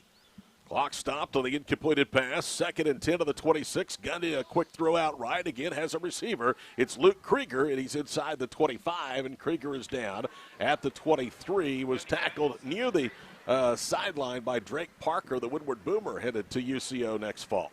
Again, you look at these passes by Gundy, and you can see why the guy completed 75% of his pass attempts a year ago. And why he only threw 2 interceptions. He's putting it in spots where only his guys can get to it. Yeah, and he's using that short passing game almost like a run game. 3rd and 6 at the 22-yard line with Leathers in the backfield. They fake the handoff. Gundy rolling left from the 30. Off balance, throws towards the goal line, and it is caught for the touchdown. How about that? Guess who it was? Kenzior. We thought he would probably make a player tonight here in the All-State game, and the all-time leading receiver for the Claremore Zebras connects from Gunnar Gundy, and we're an extra point away from a tie. Well, in that time, it was Sam Brandt playing safety for the West that bit up on Gundy in that little run. Gundy staying behind the line of scrimmage, and Kenzior saw that. He just slides into the front corner of the end zone, and Gundy had him wide open. Still a great catch. Hey, Jay, is this fun or what? Just to be back to work. Yes, it is indeed. I've missed it a lot. Here is the point after try from Kenzior, and it will be at the south end. Ball is back and down. Kick is on the way, and he missed it left. Good job by Grant Elrick to get that snap back. It wasn't the best of snaps, and it may have thrown off the timing of the play. So the missed extra point keeps it a 7-6 West advantage. 2:14 to play here in the first half. We'll take a break for these messages. Our broadcast tonight brought to you on Squirtle.tv by High Plains Insurance. Did you know that more than half of all children's sports injuries are preventable? At ARC Recovery, we know that you are hard performers. Our team are experts in sports recovery, bodywork, and maximizing your performance. ARC is a one-stop shop that boosts recovery and enhances performance. Our services include physical therapy, cryotherapy, access to athletic trainers, E-stim, float tank for concussions, and more. So visit arcrecoveryok.com today or call us at 405-697-0860 to get special team rates. We're your neighbors, family, and friends. We never imagined what we do would impact so many. Our jobs allow us to connect people every day. We're in this together. We are connected. We are Oklahoma.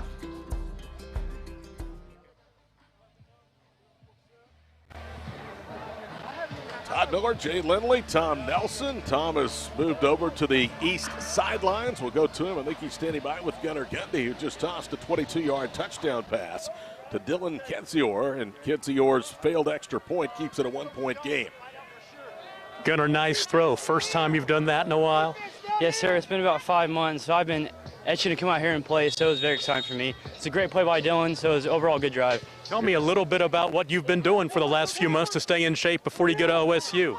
Lifting and running, you know, so I can't have any team activity, so on my own, just lifting, running, you know, trying to stay in shape and trying to stay focused. You know, it's a long ways away, so I just got to keep staying focused. Talk about what it's like to play in this ball game, in this current situation, just a chance to get out and play high school football one more time. Very fun, you know, kids from all around the state, you know, get to come together, you know, create friendships, create bonds, so it's very exciting for me. It was a great opportunity, so I'm thrilled to play in it. So I was very excited to get the opportunity. So. Gunnar Gundy back upstairs to you guys. All right, it'll be first down and 10 at the 19 after Traylor's kickoff return. 7-6 with 2:07 to play here in the first half. Have to like Gunnar Gundy. He is a very, very humble kid. Back to throw is Austin Fisher. He rolls right, throws off his back foot, and the ball is caught. Good catch that time by Caden Merrill as he came back in front of the linebacker and made the catch near the 27. Rewinding real quick, that East scoring drive recap brought to you by your Oklahoma Chevy dealers. How about an 8-play, 80-yard drive, 3 minutes and 30 seconds. Kenzior with the 22-yard reception from Gunnar Gundy, but the extra point wide left, 7-6 our score as Chevy drives Oklahoma. Fisher throws it out. Steven Singleton makes a cut and is close to the first down. In fact, has it by about 2 yards to the 31. Speaking of Kenzior, he's standing by with Tom.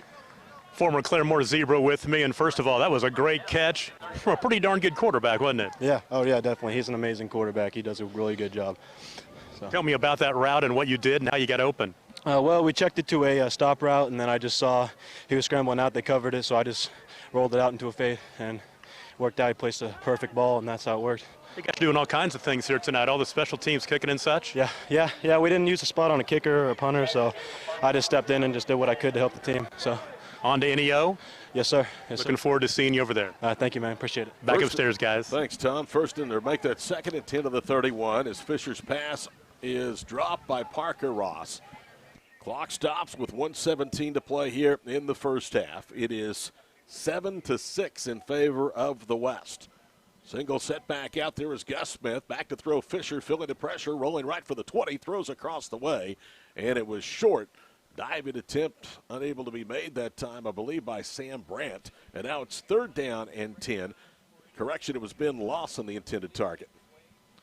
So now a 3rd and long situation, and after a first half that was dominated by the West, they're on the cusp of giving it back to the East after a quick hit 80-yard drive.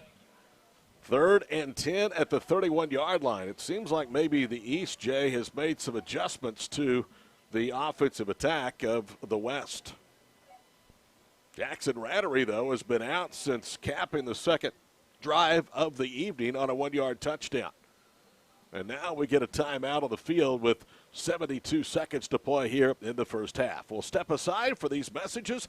This is the 2020 OFBCA All-State Football Game powered by Squirtle.tv and presented by High Plains Insurance.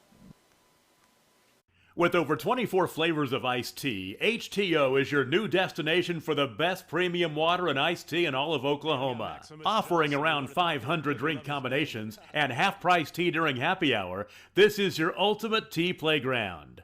With a location open in Ardmore and numerous locations coming soon, including the Village in South Oklahoma City, be sure to stop by HTO and experience the best tea you've ever sipped on. I can hook you up at a place down in Durant. I'll trade you. No. 1:12 to play here in the first half. Let's slide across the way quickly, and here is Tom again. Well, no, he's not. We'll get back to him. He's trying to get the hold of Maximus Johnson over there. It's 3rd and 10 to the 31-yard line. 7-6 is our score. He's still having problems. Technical difficulties on the far side of the field.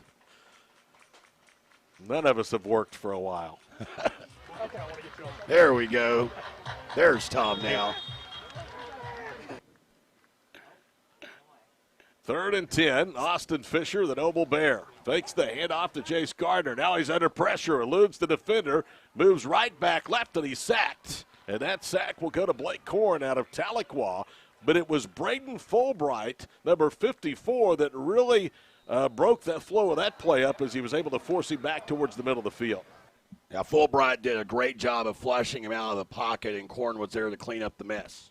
Loss of 8 back to the 23, so the East, who has statistically been dominated here in this first half, are going to get the football back with 1:06 to play before halftime, down just a point, 7-6. Tom, still with us? No, he's not. That was a scene from the movie Major League going on right now. Oh, my. And the funny thing is Tom did his best to stay in the shade over here on the west side of the stadium, and now he's over on the east side in the sun. The shade hasn't quite crept over there yet. He's getting a little work on tan. Now, you know, the Kansas guys like that, they don't tan well, so he's getting a little work on the tan right now. Native of Syracuse, Kansas, the great Tom Nelson. 7-6 our score, 1:06 to play here in the first half. It's 4th and 18 back at the 23. So unless Lawson can get a really good punt off here, the East is going to have very, very good starting field position, perhaps even in the west end of the field. And keep an eye on number 4 for the East, DJ Overstreet, Bristow, Oklahoma, the defensive back going to Langston. He's had a kick return for 29 yards in this game. He's situated on the far side of the field at the 40-yard hash. Lawson pulls down a high step, boots it away. It goes straight up in the air, end over end. He's going to get a little bit of a bounce, but then it's going to be downed before it could get any further by Traylor on special teams. And it will be First down and 10 inside midfield for the East, who trail by just a point with under a minute to play in the half. Wow. And now out onto the field comes Grant Ellerick with a chance to give his East squad a lead going into the Oklahoma Chevy Dealers halftime show here in about 57 seconds. First and 10, Ellerick in the backfield with Jimmy Coleman. Claps the hands. Now it's a reverse as they're going to hand it off to Kedziar. And he gets to the left end, but then is ridden down out of bounds at the 45-yard line by Reese Collier. That'll be a gain of 3. Clock will stop as the ball carrier was knocked out of bounds. 49 ticks remaining.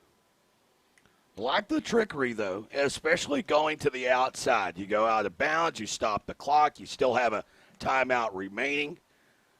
And if something breaks down, you got a lot more than 2 yards. Second and 7 at the West 45-yard line. Make it the 46. Ellerick claps the hands again, retreats to the 45, pocket holds, throws over the middle, and the ball is incomplete. And, boy, that was a well-thrown ball looking for Luke Krieger, but he was also defended pretty well by Traylor, the NEO soon-to-be player over in Miami, a graduate of Carl Albert. Well, and Javion Traylor was there, and you're talking about a 4-time 5A state champion.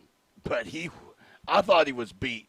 I thought Krieger had him by a step, and if that ball's on the money, Krieger's still running into the southeast corner of the end zone here at Crane Family Stadium. Grant Ellerick out of Stroud, passed for over 7,000 yards, had 12 rushing touchdowns, 88 total, combined with 76 touchdown tosses and a brilliant prep career. They'll empty the backfield. Bunch formation right 2, split short left. Back to throw is Ellerick. He's flush for the pocket. He's going to throw on the run. The ball is up for grabs and incomplete inside the 15-yard line. They were looking for Jimmy Coleman that time out of the backfield, and Keyshawn Murray at corner was right there with him. And Coleman practically turned into defensive back on that play because the ball appeared to be a little bit underthrown, and Keyshawn Murray, he had an opportunity to pick that pass off. If Coleman doesn't turn defensive back, the outcome of that play would be a lot different. 35 seconds to play here in the first half. The East is showing punt with Dylan Kedzior out there at his own 45-yard line. And if indeed they do punt this away, Jay, that was a really big opportunity wasted by the East. Well, and a big stand by the West. You have the ball starting at the 48-yard line. I wouldn't be surprised to see a little trickery here. That's what I'm thinking. You're late in the first half, down just a point here with the All-State game. 4th and 8 of the 46, and instead Kedzior under pressure, boots it away, a line drive kick, hauled into the 10, cuts right to the 15, and down he goes to the 17. It was Keyshawn Murray that cut on a dime and nearly found daylight. And if he'd found daylight, that's big-time problems for the East. Shoestring tackle by Whiteley of Sperry. If he doesn't get the shoestring of Murray, he's at least got another 5 and another cut in him as well. Murray has looked outstanding so far in this game. Totally agree. You almost get the feeling he's just due to break one here pretty quick. Yeah. Very explosive. Had the big punt return that got called back on the block. Short return sets the field up at the 17. 1st and 10, 28 seconds to play first half. 7-6 West on top of the East. You'd say, Jay, it's been a half dominated by defense, but that's not really true because the West owned the first, well, let's say 15, 16 minutes of this game.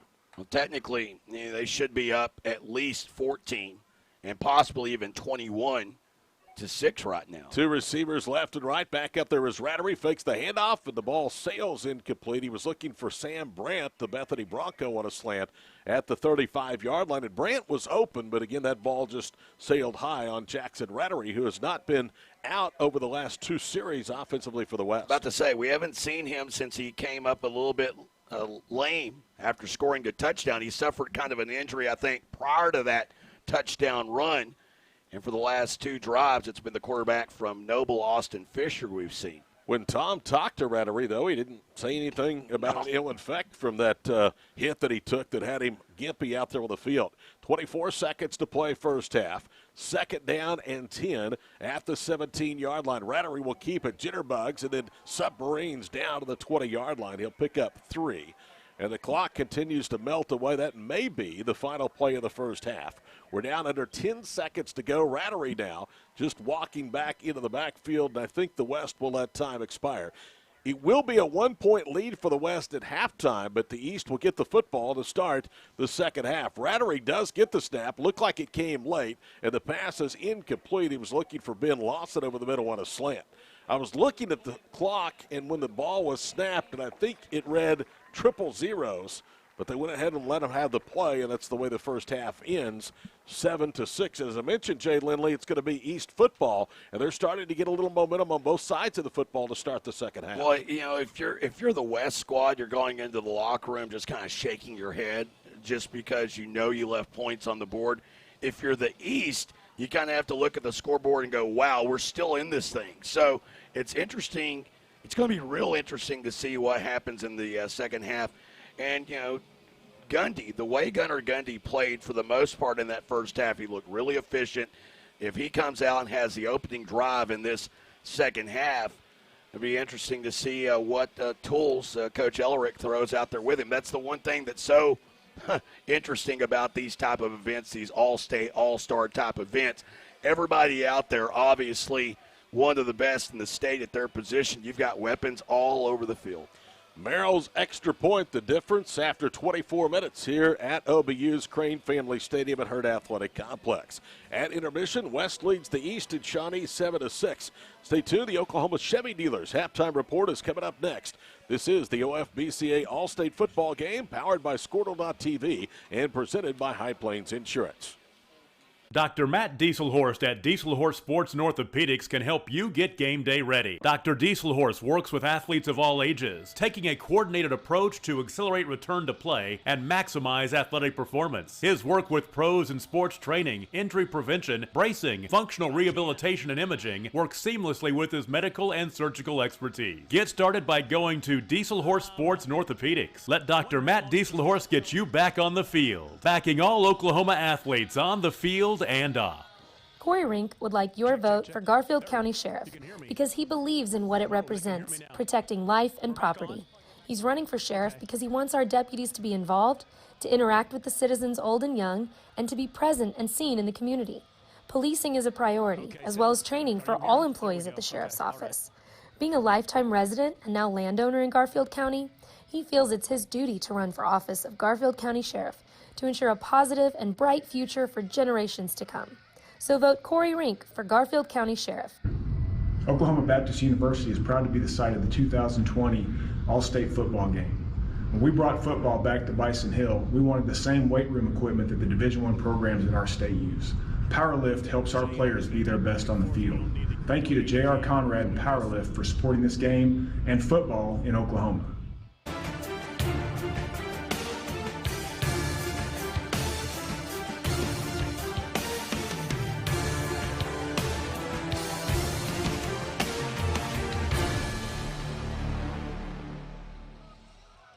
Southern Nazarene University, SNU. Earn your master's in 20 months, meeting one night a week. Prepare to become a principal or a superintendent, a leader in your school. SNU.edu. Masters in Educational Leadership. Reach out today. SNU.edu. Educational Leadership. Point that thing toward me, that C, because I'm not hearing myself.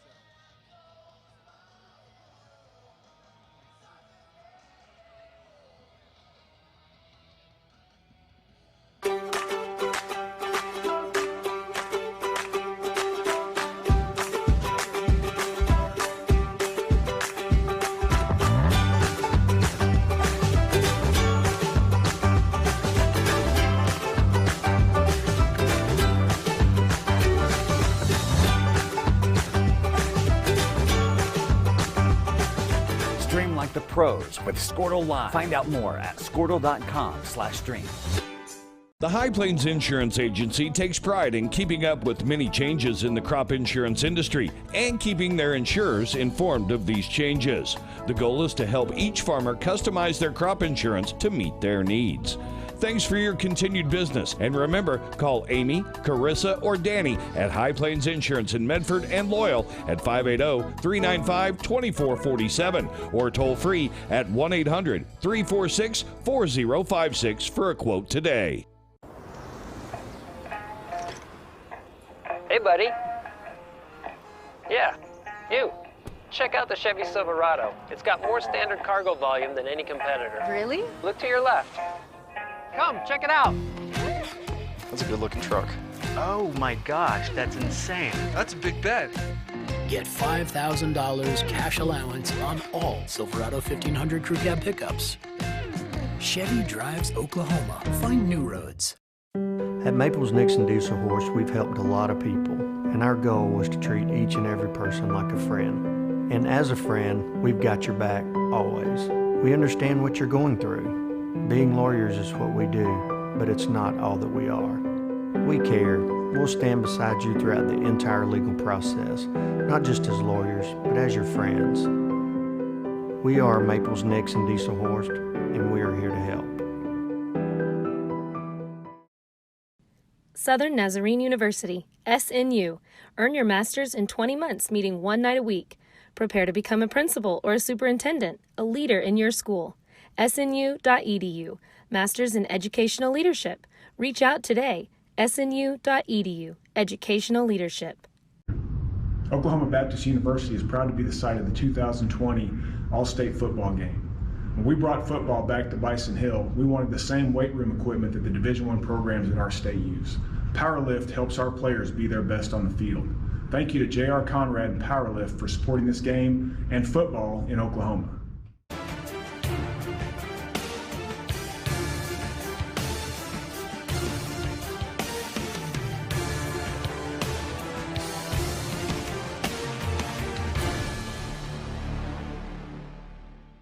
Dr. Matt Dieselhorst at Dieselhorst Sports and Orthopedics can help you get game day ready. Dr. Dieselhorst works with athletes of all ages, taking a coordinated approach to accelerate return to play and maximize athletic performance. His work with pros in sports training, injury prevention, bracing, functional rehabilitation, and imaging works seamlessly with his medical and surgical expertise. Get started by going to Dieselhorst Sports and Orthopedics. Let Dr. Matt Dieselhorst get you back on the field, backing all Oklahoma athletes on the field and off.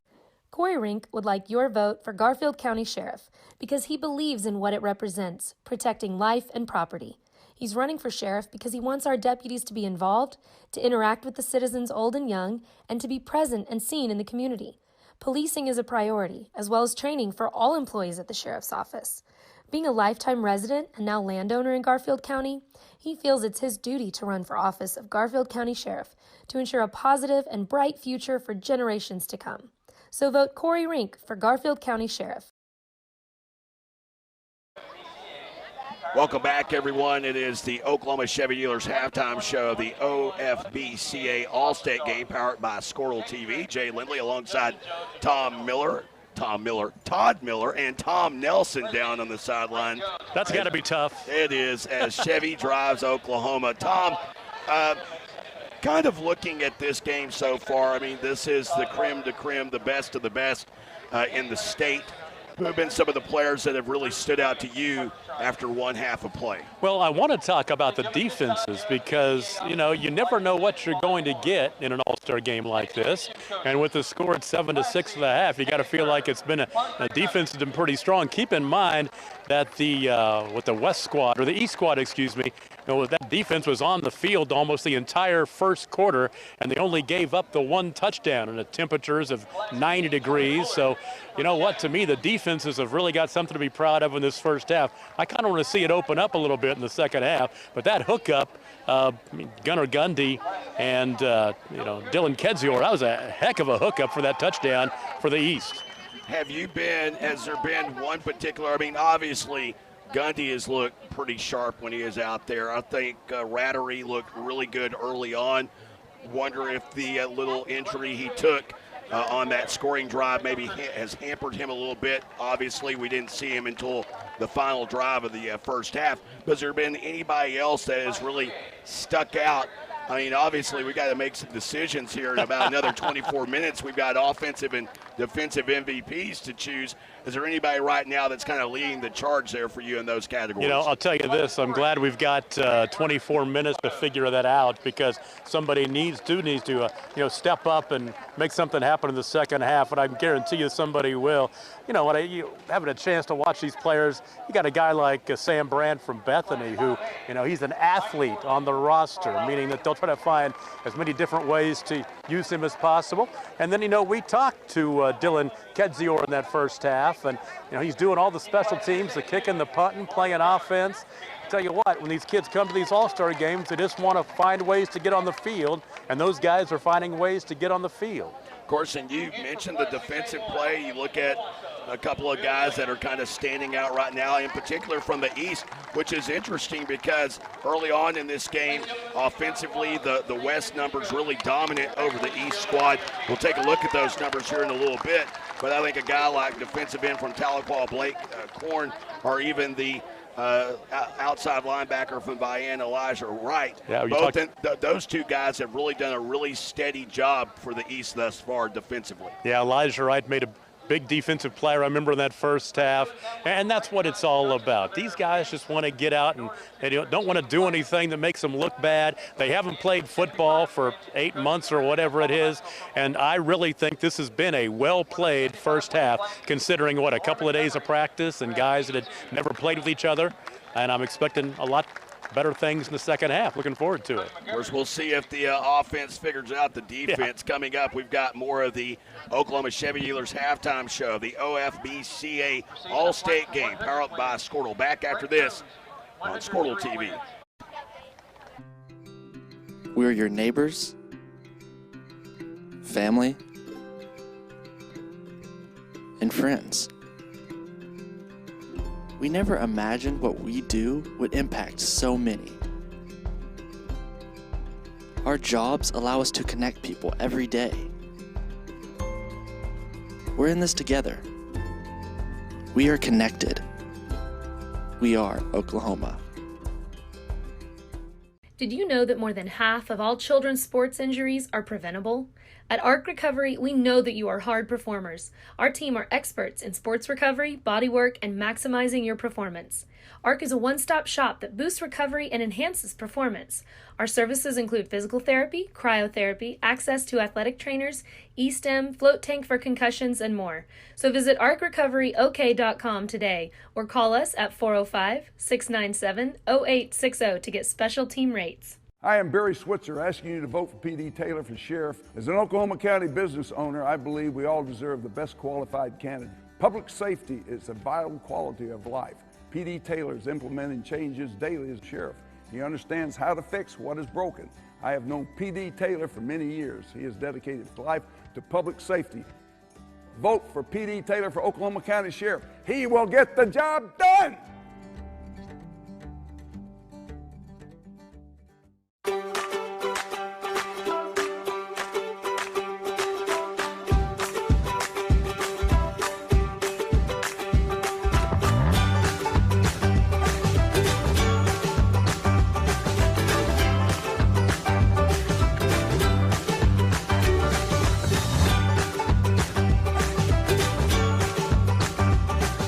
Stream like the pros with Squirtle Live. Find out more at squirtle.com/stream.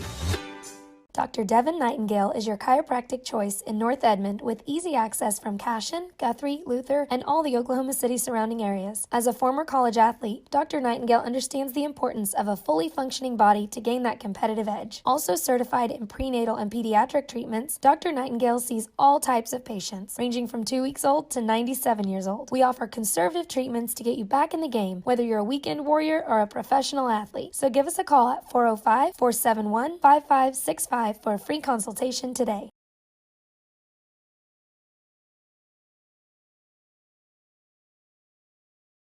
Did you know that more than half of all children's sports injuries are preventable? At ARC Recovery, we know that you are hard performers. Our team are experts in sports recovery, bodywork, and maximizing your performance. ARC is a one-stop shop that boosts recovery and enhances performance. Our services include physical therapy, cryotherapy, access to athletic trainers, E-stim, float tank for concussions, and more. So visit arcrecoveryok.com today or call us at 405-697-0860 to get special team rates.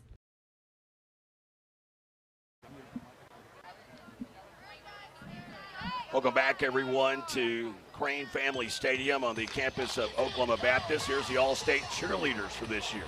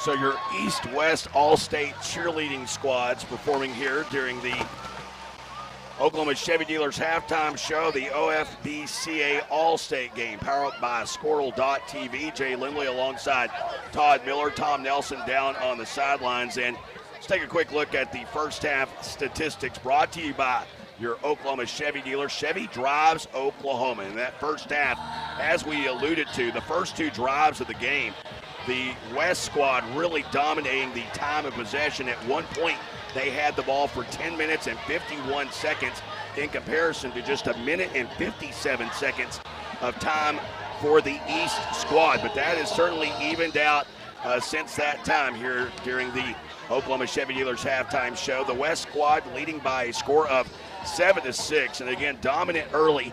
They have advantages in every offensive category.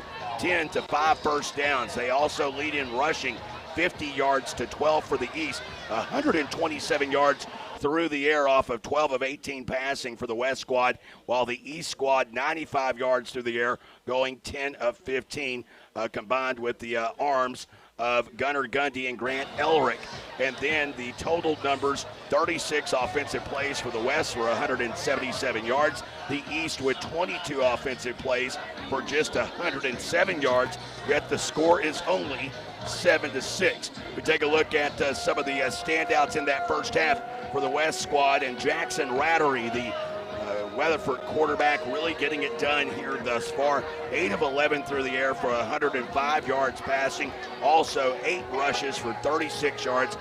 Not a single loss run for Rattery in the first half. He's also responsible for the only score of the game for the West squad, as we'll take a look at those drives here in a moment, as the West certainly left points on the board in the first half. Austin Fisher, the former Noble Bear quarterback, 4 of 7 in his QB action for the West with 22 yards passing, although he was sacked once in that first half. And Jace Gardner, the standout running back from Carl Albert, or excuse me, not from Carl Albert, but from Moore, leading all of 6A in rushing, saw very limited action in the first half.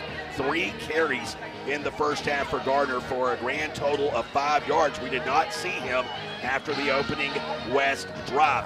Parker Ross, he's had an outstanding game so far. 2 big catches for the former Tuttle product.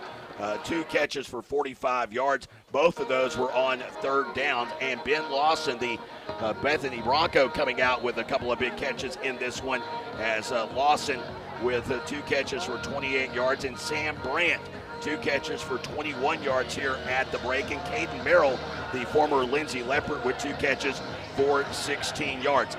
As for the East, Gunnar Gundy in that first half, 6 of 8 through the air for 89 yards, including a game-long pass of 41 yards. That led to the only score of the game for the East, because 2 plays later, Gundy would hook up with Dylan Kedziar, and Kedziar coming up with a 1 touchdown reception for the East, as Gundy 6 of 8 through the air, 89 yards passing with 1 touchdown, while Grant Elric, the Stroud product and the son of the head coach, Chris Elric, for the East, going 4 of 7 through the air, but only 6 yards passing thus far. Receiving-wise, Joe Whiteley, the Sperry product, leading the way. He's got 3 grabs for 55 yards here at the break. The ground game has been pretty much non-existent for the East.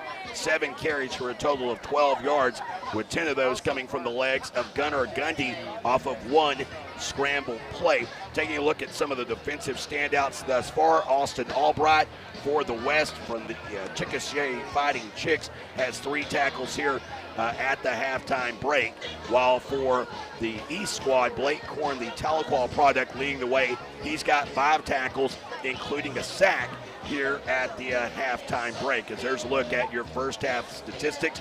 Coming up, we wrap up the Oklahoma Chevy Dealers halftime show of the OFBCA All-State game here on Squirtle TV. I am Barry Switzer, asking you to vote for P.D. Taylor for sheriff. As an Oklahoma County business owner, I believe we all deserve the best qualified candidate. Public safety is a vital quality of life.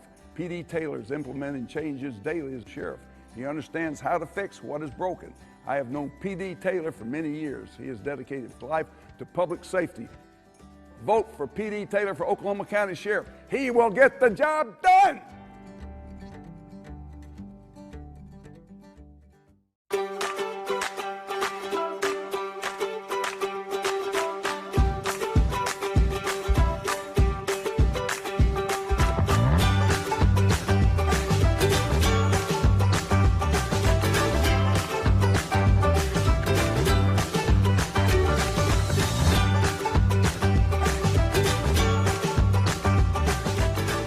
The pros with Squirtle Live. Find out more at Squirtle.com/stream. Just about ready for the second half of the All-State game, but we got a chance to talk to Jordan Wilson from Westmore High School. He is one of the All-State cheer squad members, and you guys put on a very electric performance at halftime. That was so cool. Tell me a little bit about what it's like to have been here for the last day or two. Well, we actually put that together today with a couple hours of practice. So it was a lot of fast-paced movement and, you know, remembering things and getting stuff together. But being out here tonight and cheering for some of the best football players in the state, we're just out here having fun and putting on a great show for everybody. How about this crowd? This place is packed. It's packed for sure. And, like, we love having the crowd energy behind us, and it's going to turn out to be a really good game, I think. Has it been a lot of fun just getting a chance to cheer one more time, just because you haven't been in school for 5 or 6 months now? It seems like probably longer than that. Is it great to get a chance to do it one more time? Oh yeah, for sure. Especially with these athletes. Like I said, some of the best football players, these are some of the best cheerleaders in the state too. So having all that talent's it's really something great. Who have been your coaches here today? Our coaches, so we had choreography from Jeff and Craig. Our coaches are around here somewhere. I can't even really find them, but yeah, we've just been putting stuff together, and really, we coached ourselves a lot too, so. All right, you got 24 minutes to raise some heck. Yes, sir, and that's what we plan to do. There we go. Guys, this has been fun, and it's only going to continue. Hey, Tom, seriously, you know what's so nice about this, guys, is to see these kids smile. Yeah. They have something to smile about. They're back doing what high school students should do, and that's doing what they do best and what they love to do. And you see it on the sidelines. I see it up in the stands. I know you don't have a great look at the fans in the stands because you're up above them, but everybody is just darn happy to be out and enjoy high school football. And like we talked about in the pregame, this is going to be a great,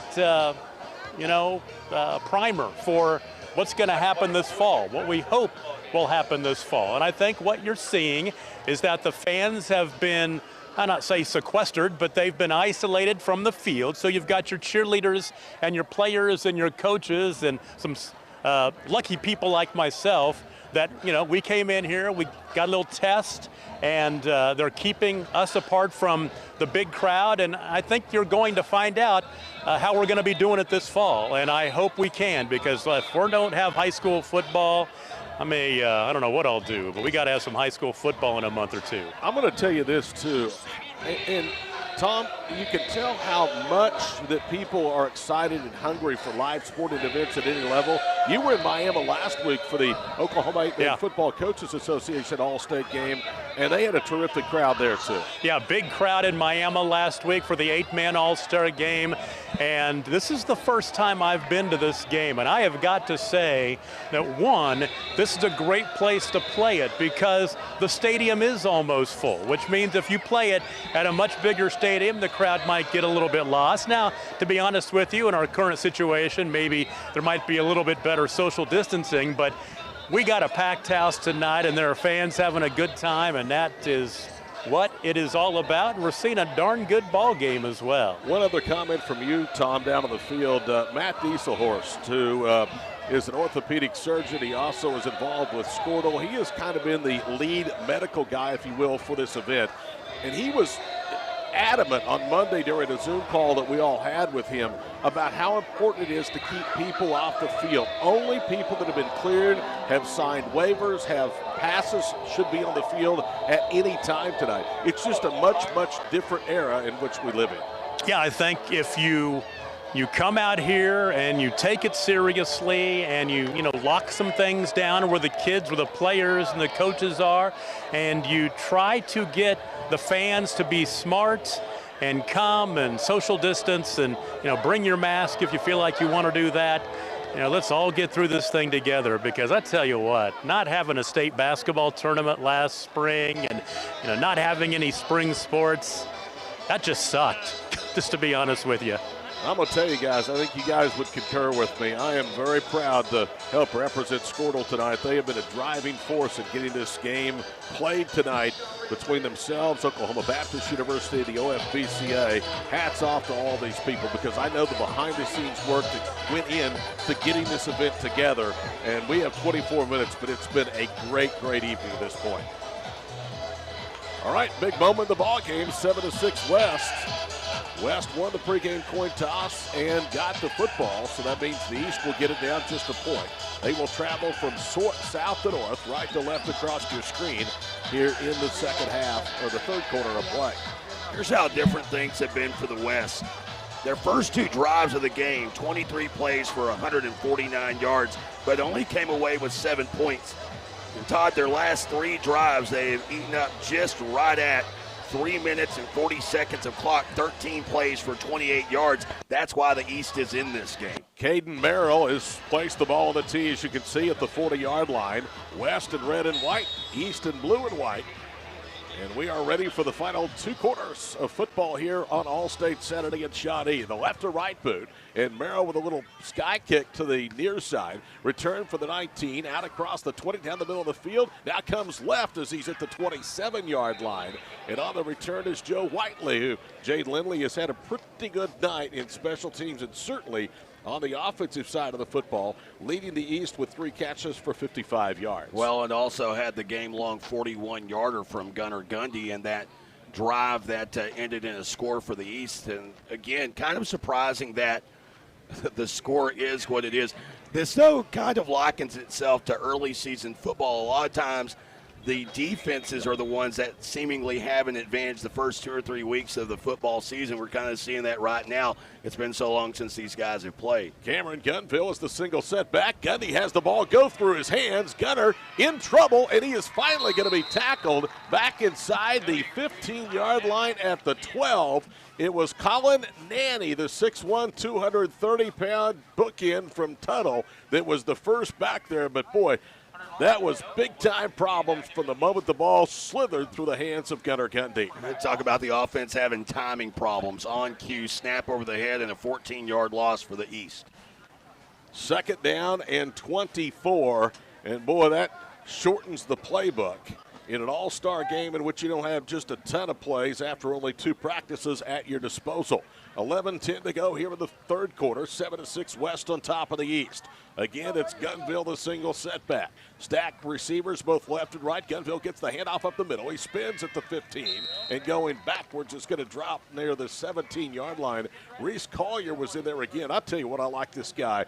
He is a good one. 4-time state champion, was the Oklahoma Defensive Player of the Year, was named to the big all-city football team as well, and he is a star roaming the field out there with linebacker. Boy, Gunville, the Seminole product, he just has not had any room to run. The ground game for the East has been basically non-existent. That was his 2nd carry of the game for only 7 yards.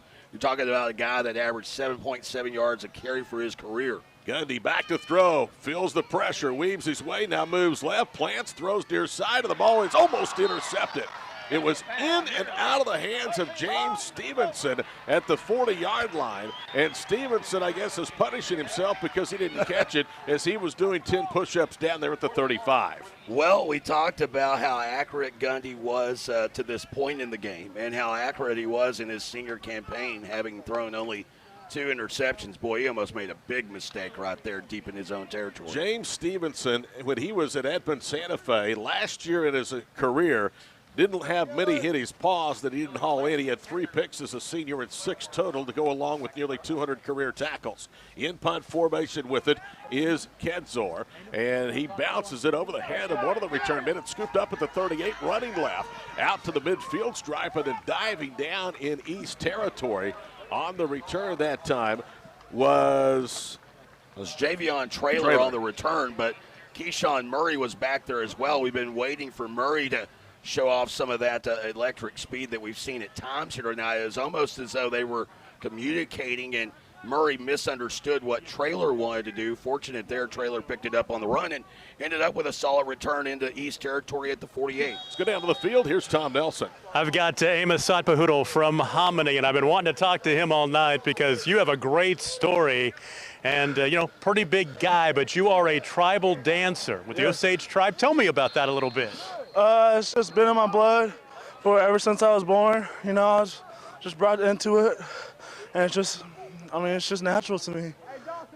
Does it help you play football? A little footwork? Yes, it does help me play football. And you've got quite a bit of pretty good football players in your background, don't you, with some family members? Yeah, my Uncle Silas, he played for the University of Oklahoma, and my Uncle Craig, he's been with the UCO Broncos, and then my brother Talon, he played in the All-State game too, and I'm just happy that he's part of my life. I'm just happy that he's my brother. Hope he does good. I hope he does good. What's next for you? Right now, next for me is go play ball at NEO and just go balls to walls. There you go. Thank you so much for your time, and I'm glad you got a chance to wrap up your senior year with a football game. Thank you. And I like to represent Kiowa because I'm part Kiowa. My grandpa, E.R. Evan Trey Satpahudal, that's who I'm from. That's me. That's me. Thank you so much. Back upstairs. 3rd and 7. Austin Fisher out there at quarterback finds Caden Merrill wide open on the near side, and he connects for a first down to the 33-yard line. So that converts again on a 3rd down and long. That's the story, Jay, in this ball game. 3rd down conversions. The East are 1 of 7. Now 5 of 8 are the West. Well, in the West, remember, started the game 4 of 4 on 3rd downs. Pass out in the left flat is caught by Sam Brandt. It was a little off target, so Brandt had to make an adjustment, and he was dropped immediately. A 4-yard catch at the 30. Dawson Adams, who's been out there in the secondary active tonight for the East, made the stop. 2nd down and 6. 8:19 to play here in the 3rd quarter. Todd Miller, Jay Lindley, and the crew with you here at Crane Family Stadium. Line of scrimmage at the 30 of the East. Direct snap, fake handoff. Fisher keeps it, dodges 2 tacklers, cuts left at the 25, and then gets down to the 20, and that should be and will be enough for another first down. That is 12 times tonight that the West All-Staters have refreshed the down marker on the far side. Well, that was just a great read by Fisher. Typical zone read play. Had the defense leaning toward Gardner coming out of the backfield, and Fisher saw a crease, and he just knifed up the middle of the field. Austin Fisher directed the Noble Bears to a 5A district championship. Handoff goes to Jace Garner. He didn't get it cleanly, but fortunately for the West, I think Garner was able to dive back on it at the line of scrimmage, so no gain, second down and 10. When you think of a dual threat quarterback, look at Austin Fisher. I mean, he passed for 1,500 yards and rushed for 1,000. That, Jay, is about as balanced as a kid can get in today's offense. Well, what I like is he completed 68% of his pass attempts, and the runs for nearly a first down every time at 7.6 a clip. They'll spot a half-yard loss between the 20 and 21. We'll call it second down at 11. Ball on the left hash. Back to throw is Fisher. Throws it over the middle. The ball is intercepted and dropped. Oh, it hit the paws again, this time from corner Kobe Holly of Stillwater. And if he catches that, he has some running room back up the middle of the field because of the flow of the play going right. He's not going to take the punishment like Stevenson did a while ago. It's too hot and humid to be doing push-ups down on a natural grass field. Third down and 11. We told you a moment ago, third down conversions, a difference in this ball game. In the first half, the West 4 of 8. They're 1 of 1 here on this drive. This their longest conversion attempt of the night of 11. They're at the 21. They need to get down to the 10 in the red zone. Fisher slaps his hands, rolls right all the way back to the 32. In trouble, hit as he throws, and he just wings it out of bounds. That play was very well defended. And Elijah Wright, who I've really liked this guy out there, linebacker tonight from Vian, was the one that delivered the pop on Austin Fisher. Of course, he had that big tackle, if you remember the drive that stalled out inside the red zone for the West on their second drive of the game, and he's been making a name for himself ever since that play. Fourth down and 11. This will be the third fourth down try for the West All-State squad. They split their 2 tries back in the first half. 7:11 to go here in the third quarter. 7-6 West on top of the East. Fisher now pointing to the near side. Gets the play, better hurry, snaps it with 2 seconds. It's a high snap. He rolls right, plants and throws near side, and the ball is caught inbounds, but it's going to be short of a first down. And it was Caden Merrill that made the catch, and he made it right in front of DJ Overstreet in the secondary out of Bristow. Hey, guys, we've been talking about Blake Korn all night long, and right now he's over at the trainer's tent. I think it might just be a helmet thing. I think he's okay, so don't worry about it. Merrill come up arguing. I think he maybe lost where he was on the field. I think he was making the argument that he had made the catch. The official's like, yeah, you did. You just made it about 5 yards short. Line of scrimmage at the 13. They needed to get to the 10. So now 1 of 3 on the West on third or fourth down tries tonight. And they turn it back into the hands of the defense, which has been very, very good to this point in the contest. Day-Day Leathers, the all-time leading rusher at Tahlequah High School, is in the backfield. And it is Grant Elrick. That is the quarterback. Elrick gets the snap. Now hands it off to Leathers, running left. He makes a cut and then submarines down, and it gets a yard to the 14. And that was all Day-Day Leathers because they had diagnosed that well on the short side of the field. Just not a lot of room over there. Again, the defenses for both squads really doing a solid job of not allowing a lot of north-south running plays. I mean, if you look at the overall game rushing-wise, neither team has a real advantage in that category. Tonight's game presented by High Plains Insurance, 2nd and 9. Elrick throws it out right, and the ball is too high, incomplete. He was looking for Luke Krieger, a 6'1 target, but Luke needed to be at least a foot, maybe a foot and a half taller to haul that pass in. It's 3rd and long now for the East. Well, and Javion Traylor just didn't see the football. He was locked in on delivering the big hit. If he stops, he may have a chance at a pick. Lights are on. As you can see, the field very well illuminated. Second fall campaign upcoming here at OBU that the Bison program has had the benefit of lights. Third down and 9 at the 14 with 6:28 to play third quarter. 7-6 West. Elrick retreats inside the 10 near the 5. Now circles all the way back to the 3. Airs one out deep right, and the pass is intercepted at the 45. Returned inside the numbers to the 40. Bouncing left to the 35. And then finally tackled on the near side boundary by Leathers out of bounds. And the interception was made by guess who? Sam Brandt, who again was listed as an athlete on the roster. That means he can play on either side of the football, and he turns in a big one. Javian Traylor. Thank you. It was. Maybe he saw that he had the missed opportunity on the previous play because he just stepped right in front of that. That was well played. He was just kind of lurking back there. The NEO commit. It's funny, we send out these bios and players react, and the question was, what was your favorite football memory? And his response, winning titles. Well, he won 4 of them, so I'm sure that one gets to stick with him for the rest of his life. Second time in as many possessions in the third quarter. The West starts at the east end of the field on the 23. Handoff goes to Gus Smith, picking his way behind left guard. And down he goes after a yard and a half gain. And off the bottom of the pile, looked like it was Braden Fulbright. So second down and 9 upcoming. The West, if they want to win this football game, guys, have really got to start taking advantage of these opportunities. They had a 17-play drive that resulted in a turnover on downs on the first possession of the game. They turned it over on downs earlier in the third quarter after starting to the East 48. Now they start this drive at the 24. Motion man from right to left of the formation is Tag Allen. It's a keeper, and that is Sam Brandt out of the Wildcat. And Brandt gets to the 20-yard line, maybe to the 19. Give him 3. It's going to bring up third down and 6, and we're under 5.5 to play here in a rapidly played third quarter. Interesting because Brandt began this drive as quarterback, so he's got 2 plays in there at the QB position. We'll be interested to see, and they're not going to make a change here. You're right, you go back, the West has had 2 drives now that have shortchanged out inside the red zone. This game would be markedly different if they had any points come off of that. 3rd and 6 at the 19, 4 down territory. Brandt fakes the handoff, now off balance, throws it over. Then it's caught for a first down at the 10 and dropped immediately at the 9-yard line. It was Price Dobby, the tight end from Sulphur, headed to Oklahoma State, that caught that missile off the right arm of the quarterback, Sam Brandt. 6'4", 225, big target, and man, he had a little room to move there.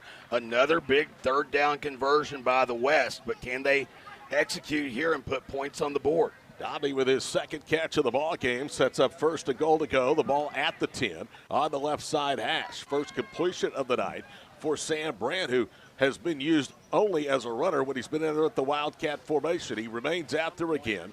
Now he'll keep it on his own read, moves left back right, and the East was not fooled as they drop him back to the 11-yard line for a loss of 1. You wonder if Brandt's not getting more snaps out there because Jackson Rattery, we have seen him since he returned for that first quarter injury, has not been used near as much. Yeah, well, we haven't seen him in this second half, that's for sure. We saw Austin Fisher, and we've seen Brandt, but we haven't seen Rattery since the closing drive of the first quarter that, of course, just ended with the clock showing 0-0. 3:45 in County to go, third quarter, 7-6 West. They're knocking to the door again at the 11. Motion man left to right. Again, it's an option. This time Brandt will keep it again behind right guard. Pushes forward and gets down to the 7-yard line, and we go downstairs to Tom Nelson.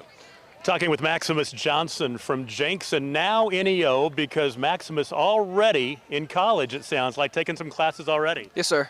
Tell me a little bit about the road from Jenks to NEO and what has happened the last few months. It wasn't a hard choice. I knew NEO was kind of where I was going to be set at. My height-wise, I'm under-recruited, and I felt like NEO would be the best place for me to go in and see what I can do. One thing about it is you go to a school like NEO, you go there for 2 years, then if you want to take that chance to go D1, you've got that option again. Yeah, that's the goal. Tell me about what it's like to play with a great program like Jenks and, being a Jenks Trojan. Yeah, Jenks is absolutely amazing. The atmosphere, the culture there, the coaches are great. It's great to be a Jenks Trojan. It truly is. It's an honor. Well, good luck, and let's see what happens into this ball game. You've been playing quite a bit. Yes, sir. Thank you. All right, back upstairs. Sam Brandt's 3rd and 7 pass knocked down on the line of scrimmage. It's 4th down and goal to go. Devian Williams, the big 6', 280-pound defensive tackle from Muskogee, had 5 sacks a year ago. He's the one that slapped that one away. Little athleticism, had an 80-yard fumble recovery for a touchdown a year ago. 2:56 to play, 3rd quarter, 7-6, 4th and goal to go. West at the East 7. Direct snap out of the gun, rolling right. Brandt throws towards the goal line, and it's batted away incomplete. He was looking again for Tag Allen. 2 possessions and 2 turnovers on downs for the West. Tom, I want to bring you in and talk a little bit about something that Squirtle does, and they do it very, very well, and that is their school streaming platform. You know, they've got more and more schools across the state who are doing that, and basically they set you up with a platform where you can broadcast all your games, and a lot of the schools that are doing it are using the students themselves. Some are using parents, some are using some of the instructors of the schools, but it's a great setup, and it's a chance that everybody can see your given games, whatever you want to do, and I know that some schools use it for more than that as well. I think Cashion gets very creative with the way they use their Squirtle setup. So I guarantee you, if you're looking for a way to, get your games online and get them to your fans, Squirtle's a great way to do it, and I guarantee you they'd love to talk to you about it. Time out on the field, 2:52 to play, 3rd quarter, 7-6 West. East has it when we return. The OFBCA All-State Football Game presented by High Plains Insurance. Dr. Devin Nightingale is your chiropractic choice in North Edmond with easy access from Cashion, Guthrie, Luther, and all the Oklahoma City surrounding areas. As a former college athlete, Dr. Nightingale understands the importance of a fully functioning body to gain that competitive edge. Also certified in prenatal and pediatric treatments, Dr. Nightingale sees all types of patients, ranging from 2 weeks old to 97 years old. We offer conservative treatments to get you back in the game, whether you're a weekend warrior or a professional athlete. So give us a call at 405-471-5565 for a free consultation today. Proline Designs is proud to be the official decal supplier of the Squirtle All-State Football Game. Community means everything to us, and we take pride in being the only sport decal company in the state of Oklahoma. This season, we introduced our first annual Springsgiving Decal Giveaway by providing team decal sets to 4 of our Oklahoma neighbors. Be sure to follow us on Twitter at Proline Designs to keep up with next year's giveaway. Proline Designs, made in Oklahoma, worn in Oklahoma. First down and 10 at the 7. Gundy rolls for the goal line right and has it poked out from behind. And I'll tell you what, they have really pressured Gunnar Gundy every single time the Oklahoma State Cowboy walk-on has been back to throw. Boy, he is, after the early start, he has looked a little bit rusty since then. He's had a solid game, but and again, responsible for the only score of the East, longest pass play of the entire game at 41 yards. They are getting after him. Tonight's OFBCA All-State Game powered by Squirtle.tv and presented by High Plains Insurance. 2nd and 10 in the shadow of their own goal line for the East at the 7. Protection holds. Gundy throws a missile out left, and it is caught at the 16 and dropped immediately. It was Joe Whiteley who appears to be the favorite target of young Gundy out there at quarterback. 4 receptions now in this game to lead all receivers, he and Caden Merrill for the West, each with 4 grabs in this game. 3rd down, a long 2 with Deuces Wild, 2:22 to go in the 3rd period. 7-6 West over the East. Single setback out there. Gundy, quick throw out left. Ball is low, but it's caught. That's enough for a first down at the 20-yard line. And it was Luke Krieger who makes the reception. And that moves the sticks again to the 20-yard line. Hey guys, I've got an injury update for you really quick, and it's good news. Jackson Rattery from Weatherford. Just asked him if he's doing okay because he hadn't been in, had his helmet off, and he goes, "I'm fine, I'm good." So that's good. Rattery's touchdown to the extra point that followed the difference of this ball game, 7-6. Fresh set of downs at the 20. Gundy and company have moved out for their own 7 after taking over on downs for the second time here in the second half. Gundy on a handoff straight ahead, big running room. That's Jimmy Coleman, and then it closes quickly. Man, it looked like a gaping hole up the middle, and then he was dropped after a 4-yard gain, and Coleman has very good speed, but again, the linebacker stepped up and really did a good job. Coleman, as I mentioned earlier, he's got to have a hole. He's a big north-south runner with 4.42 speed, had 40 touchdowns in his career. By the way, Tom, after that, anytime a player says, yeah, I'm fine, you then need to ask, are you a Belichick New England Patriots fan? Because those guys will never tell you if they're hurt. Second down and 6 at the 24-yard line. 1:13 to play here in the third quarter. Gundy with Coleman in the backfield, drops to the 14. Now is flush for the pocket. He's going to throw on a run downfield looking for a receiver, and it's incomplete. It was incomplete, and it was online. He was looking for Ethan Trotsky, who was pretty well covered, but Trotsky went up off balance and couldn't quite haul the pass in. Well, it was Keyshawn Murray again, step for step. Murray can really fly. We've seen that in this game, the Del City product. And he played that pass about as good as you could ever expect. Murray's giving up a couple of inches on that battle, relies on his speed. The timing was excellent by Murray. Well, I'll tell you what, Keyshawn Murray and company showing why Del City has been very, very good the last couple of autumns here in Sooner State football. 3rd and 6 at the 24. They need to get out to the 31. Back to throw Gundy. Now he's flushed for the pocket. He's going to keep it and run. Stiff arms a tackler. Gets to the corner. First down and out of bounds. Near the 40-yard line goes Gunnar Gundy. He can beat you with his legs just as well as he can with his arm. And he felt the pressure, tucked it, ran, and had just enough to get another first down for the East. Reese Collier, the Carl Albert product, able to track him down. Collier had an outstanding career at Carl Albert, 380 tackles and 6 sacks. Initially was going to Central Oklahoma, but going the JUCO route instead, chose in June to go to Coffeyville Community College. Gundy now has a 14-yard run to go with what had been a previous team last 10-yard rush from the first half. First down at the 38-yard line. Gundy, quick throw out right. The ball was caught and tackled immediately. Was Krieger again as he had the defensive back, Gabe Johnson, draped on him at the moment he caught the football. Let's go downstairs. Here's Tom. We've got Javion Traylor from Carl Albert, had that big interception on that sequence a few minutes ago. It's big. The defense has been making big plays in this ball game. The scoreboard shows that. That was a big play right there. Yes, would have been nice. You guys could have capitalized, but hey, gave you some field position at least. Yes, sir, it did. I just made a play on the ball. They did a double move, and I just stayed over the top. I was pretty tired, but I pushed it through. Well, you know, it's a situation where you probably haven't played anything for what, about 5 months since February or March? No, I haven't done nothing. I mean, I could condition a little bit with the high school, but that's pretty much it. Tell me what it's like to get a chance to play with a bunch of guys who I'm sure you played against all these years. It's really fun meeting a bunch of people from around the state, making new friendships. It's pretty fun. Glad to have you having a great time tonight. Good luck, and good luck in the future. Thank you. All right, back upstairs, guys. That's a dude right there, Javion Traylor from Carl Albert. As you could see on that last play, what a fortuitous bounce for Gundy as he lost the ball and it bounced off of the turf, almost like a basketball straight up to him, and then he threw deep right, but the receiver was well covered by Gabe Johnson. There is a flag down at the end of the play, and that is going to be a huge break. I think it was offsides. It's a 5-yard penalty, so instead of being 3rd and 6, it's now 3rd and a yard at the 47-yard line. I'm kind of with Javion Traylor. I haven't done anything since March myself. Anybody watching this broadcast knows that. Handoff. No, it's fake handoff. Gundy rolling right, dumps it off to a wide open receiver across the way of the 40, and then he hurdles a defender. It is belted down at the 35-yard line. Man, Justin Murphy, the big 6'5", 208-pound tight end from Jinx, making that catch. And showing a little elusiveness out there as well for a big guy at 6'5". 19 yards on Justin Murphy's reception out of Jinx. He had 57 of those and 12 touchdowns this past season.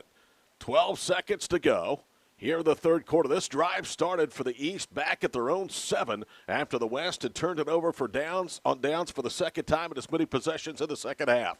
Coleman and Gundy in the backfield. Gundy throwing deep over the middle. He's looking for Kenzar, and he's got him for the touchdown.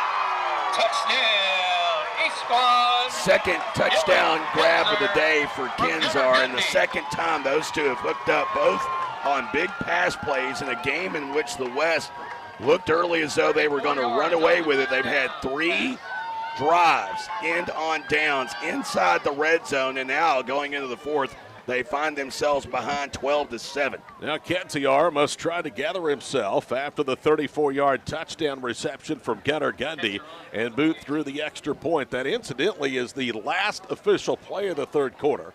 So we'll have an untimed extra point here, and then we'll take a break and get you ready for the final 12 minutes.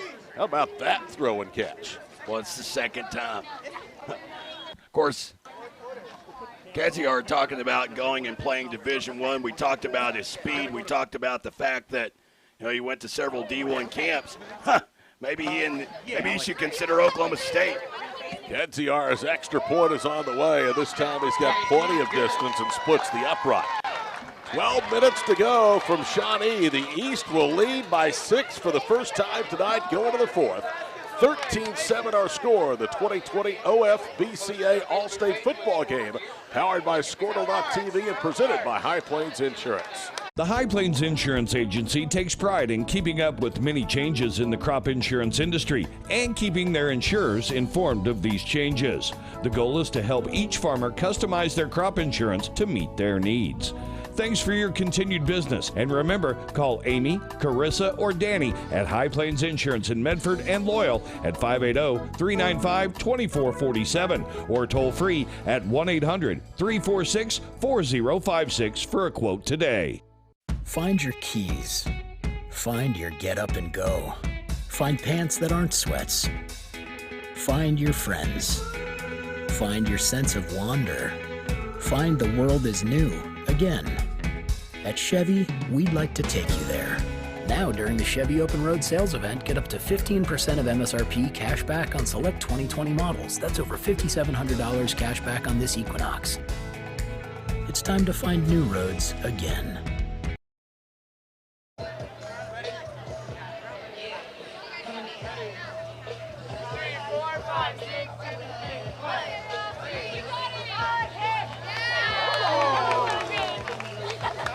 How about that? The All-State cheerleaders putting on a show for the fans here. This huge crowd in Shawnee. And the players out there are putting on a show as well for the fans. The fourth quarter coming up. Back upstairs, guys. Exciting football. 12 minutes to go. It's a 6-point game. That drive, 10 plays, 91 yards, and 252. Gunnar Gundy now has thrown for 158 yards and 2 scores, both of those to Dylan Kensiar. He is 11 of 17 passing as Gundy, and all of a sudden, total offense starting to tighten up a little bit. 226 for the West, 184 for the East, and the West still in advantage of the time of possession and total snaps, 52-38. Where's your scoring drive recap brought to you by your Oklahoma Chevy dealer, Chevy Drives Oklahoma. And Kensiar, the all-time leading receiver in Claremore, Zebra, he has shown up big here today. High Plains Insurance, a proud supporter of the OFBCA All-State Football Game and the presenting sponsor of our Squirtle.tv broadcast. Kensiar's kick, a short in over in kick at the 20-yard line, running right with the return. And tackled past the 30 is Gus Smith at the 31-yard line. So decent starting field position, but Jay Lindley, that's not been the problem for the West tonight. They've started 2 drives in 2 second-half possessions, and the opponents into the field both times have turned it over. To be quite honest, it's been a problem all night from the very opening drive. 3 drives now have ended on downs inside the red zone. The first at the East 11, the second at the East 13, and the most recent at the East 9-yard line. I mean, you count it up, even if you're talking field goals, that's 9 points left on the scoreboard by the West squad. Well, Tom asked a dumb question to Rattery, and he's answering with an affirmative answer as he's back out there at quarterback. One back set, Rattery claps the hands, now fakes the handoff, swings it out left. Brandt juggles it now down the sideline, and he has a first down to Sam Brandt. Past the 40 out to the 44-yard line. Tom, you talked about this earlier. You're a Fort Hays State Tiger through and through. They've got themselves a dandy headed for the MIAA. Yeah, the Fort Hays State Tiger football program has been on a renaissance the past 3 or 4 years. They struggled for 100 years, but the past 3 or 4 have been the best years in school history. And you can see it. They're doing it with a lot of Oklahoma players, and they're getting some more for the upcoming season. Go Tigers. 13 on the catch and run by Sam Brandt. First down out to the 44. Rattery in trouble now, spins away, retreats, coming left from the 34, throws near side, and is caught by Lawson. And the two-sport All-Stater paid the price as Devin Ackland knocked him hard to the turf after just a 2-yard gain on the catch to the 46. First, let me apologize for thinking something was wrong with Radley's leg. Secondly, Lawson has come up with a couple of big catches in this game. Boy, he took a big hit, though, for only 2 yards. Jace Gardner is out there as the setback. 2 receivers left and right, ball in the left hash. On 2nd and 8 for the West at their own 46, down by 6. Handoff goes to Gardner, running left, cuts right, breaks a tackle, has a first down, is hit from behind, stays on his feet, and gets inside the 40-yard line. Down to the 39-yard line goes Jace Gardner. And I'll tell you what, you can't be any more happy for Jace Gardner and the Moore Lions. That city, we all know what Mother Nature has dealt them twice over a 20-year period. Their football team has suffered, but this year was a terrific run to the state semifinals, led by number 11. Well, and for Gardner, that's his best run of the game, a 15-yard gain for 6A's leading rusher this season. Line of scrimmage at the 39. Again, the west into the east end of the field. Swing pass right for Sam Brandt, and Brandt is able to get to the 31, a gain of 8. And I like this Sam Brandt. He is a player. The gain of 8 right there. And you look at, again, moving the football hasn't been the problem for the West. It's finishing drives. I mean, they are making it look really, really easy and have done so all night long. You almost have to, is there a mental block? Is it better for him to score outside the 20 is the question. 2nd down and 2, and they swing it out right. That's Sam Brandt. He's got a first down as he squirts down to the 24-yard line. Give him 7 more with 10-10 to play here in the ballgame. The West threatening to retake the lead in a 13-6 East game. Hey, Tom, I'm going to ask you this little favor since we can't go down there on the field because we've been up here the whole time. You have to get Todd a Brandt autograph before the end of the night because he's become I know he's going to your former university, but Todd's already a fan. You betcha. I think he's got it on that helmet he got. Well, maybe if it's not smidged. 1st and 10 at the 23, throws it out left, and the ball is caught by Jace Gardner. Gardner breaks a tackle, now spins inside the 15, and he's still going to the 13-yard line. An electrifying play by Jace Gardner, and again, the West moves into the red zone. Well, that's been the problem, I guess, for Gardner. He hasn't had any space tonight. The last 2 times he gets space, he rips off 25 yards of yardage. You guys want to know why I like doing sidelines? Because a couple plays in this drive, I had a front row seat of Jace Gardner, and that last one he had that nice run with a good move. A couple plays ago, I think my jockstrap might be laying on the sideline somewhere. West over 200 yards of total offense. 1st and 10 at the 13. Back to throw, Rattery. Pump fakes, pulls it down. Now is stretched out, rolling right. Throws for the 16, incomplete. And the ball should have been caught by Parker Ross, the tight end or the wide receiver from Tuttle. And Ross, you could see by his reaction there, despite the ball being tipped just a little bit, thought that he should have made that reception. So who tipped it? Elijah Wright, who we've been raving about tonight, the Valiant Wolverine. Unfortunately, right now he's hobbled up, appears to be favoring his left calf. Could be something as simple as a cramp this time of year. You're not going to make me go ask him, are you? You need the exercise, Tom. You've been quarantined also.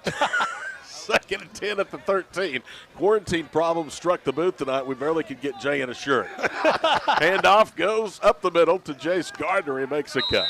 And he gets down to the 9-yard line, a gain of 4, so it's 3rd and 6, and under 9.5 to play in the ball game. I just don't want to get that look like, yeah, I'm fine. Well, for the East fortunes, I hope you do go over, because every time you ask somebody if they're hurt, they come right back in. 3rd and 6 at the 9. Here we go again, Jay, inside the red zone. This has been an impressive drive. This will be the 9th play of the series that started back at the West 31, and this is the first time in the sequence that they've gone to 3rd down. 9 minutes exactly to play, a 6-point East lead, 13-7 here at the OBU campus in Shawnee. 3 receivers, or make that 2 receivers left and right. Look for 15, Sam Brandt. He's in the slot.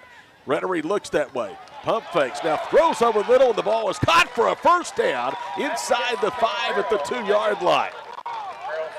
Another catch by Merrill, the Lindsey Leopard, coming up big with that grab and a gain of 7. But again, it's not been 3rd downs. They're now 7-13 on 3rd downs in this game. They're 1 of 4 inside the red zone. Their only score, though, came from this distance and came from the legs of Ratter. 8:38 and counting to play in the ball game. West trying to retake the lead, and they have it at the 2-yard line. Handoff goes to Gardner, makes a cut, and he's into the end zone for the touchdown. Great blocking to that right side, but how about the vision by Jace Gardner right there? And how about the drive overall by Gardner right there? He had been silent pretty much this whole game, and I was kind of waiting for him to find something to build on. Prior to this drive, Gardner had 6 carries for 7 yards. And boy, has he turned that stat line around here on this fourth quarter drive. So 13-13 tie, so they will bring on Ben Lawson for the extra point. Or are they? They look like they may go for 2 because they have Sam Brandt lined up as the Wildcat back. Well, no, they've got him out as the holder because Merrill will come out and kick here. Yeah, there he is. He was just late getting out there, Caden Merrill. But Brandt was out there counting to make sure they had all the right personnel out there for the extra point to break a 13-13 tie. Caden Merrill, the Lindsey Leopard, approaches and boots it through. And with 8:31 to play in the football game, the West 14, the East 13.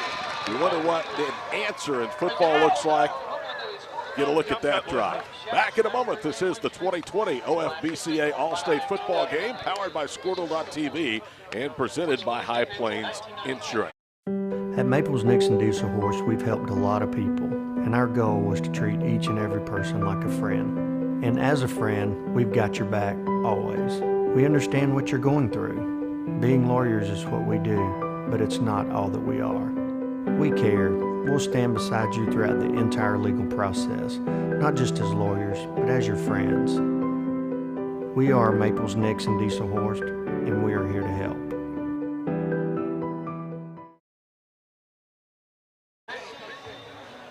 Jace Gardner on that last drive, that was your drive. 3 carries, 21 yards, a catch, to get that touchdown to grab this lead. And I tell you what, you were coming at me a couple of times, and I think I left some laundry on the field because you made that move. Yeah, I mean, it is what it is. I mean, that's that more in me. You know, we cut, you know, I cut like cold turkey, right?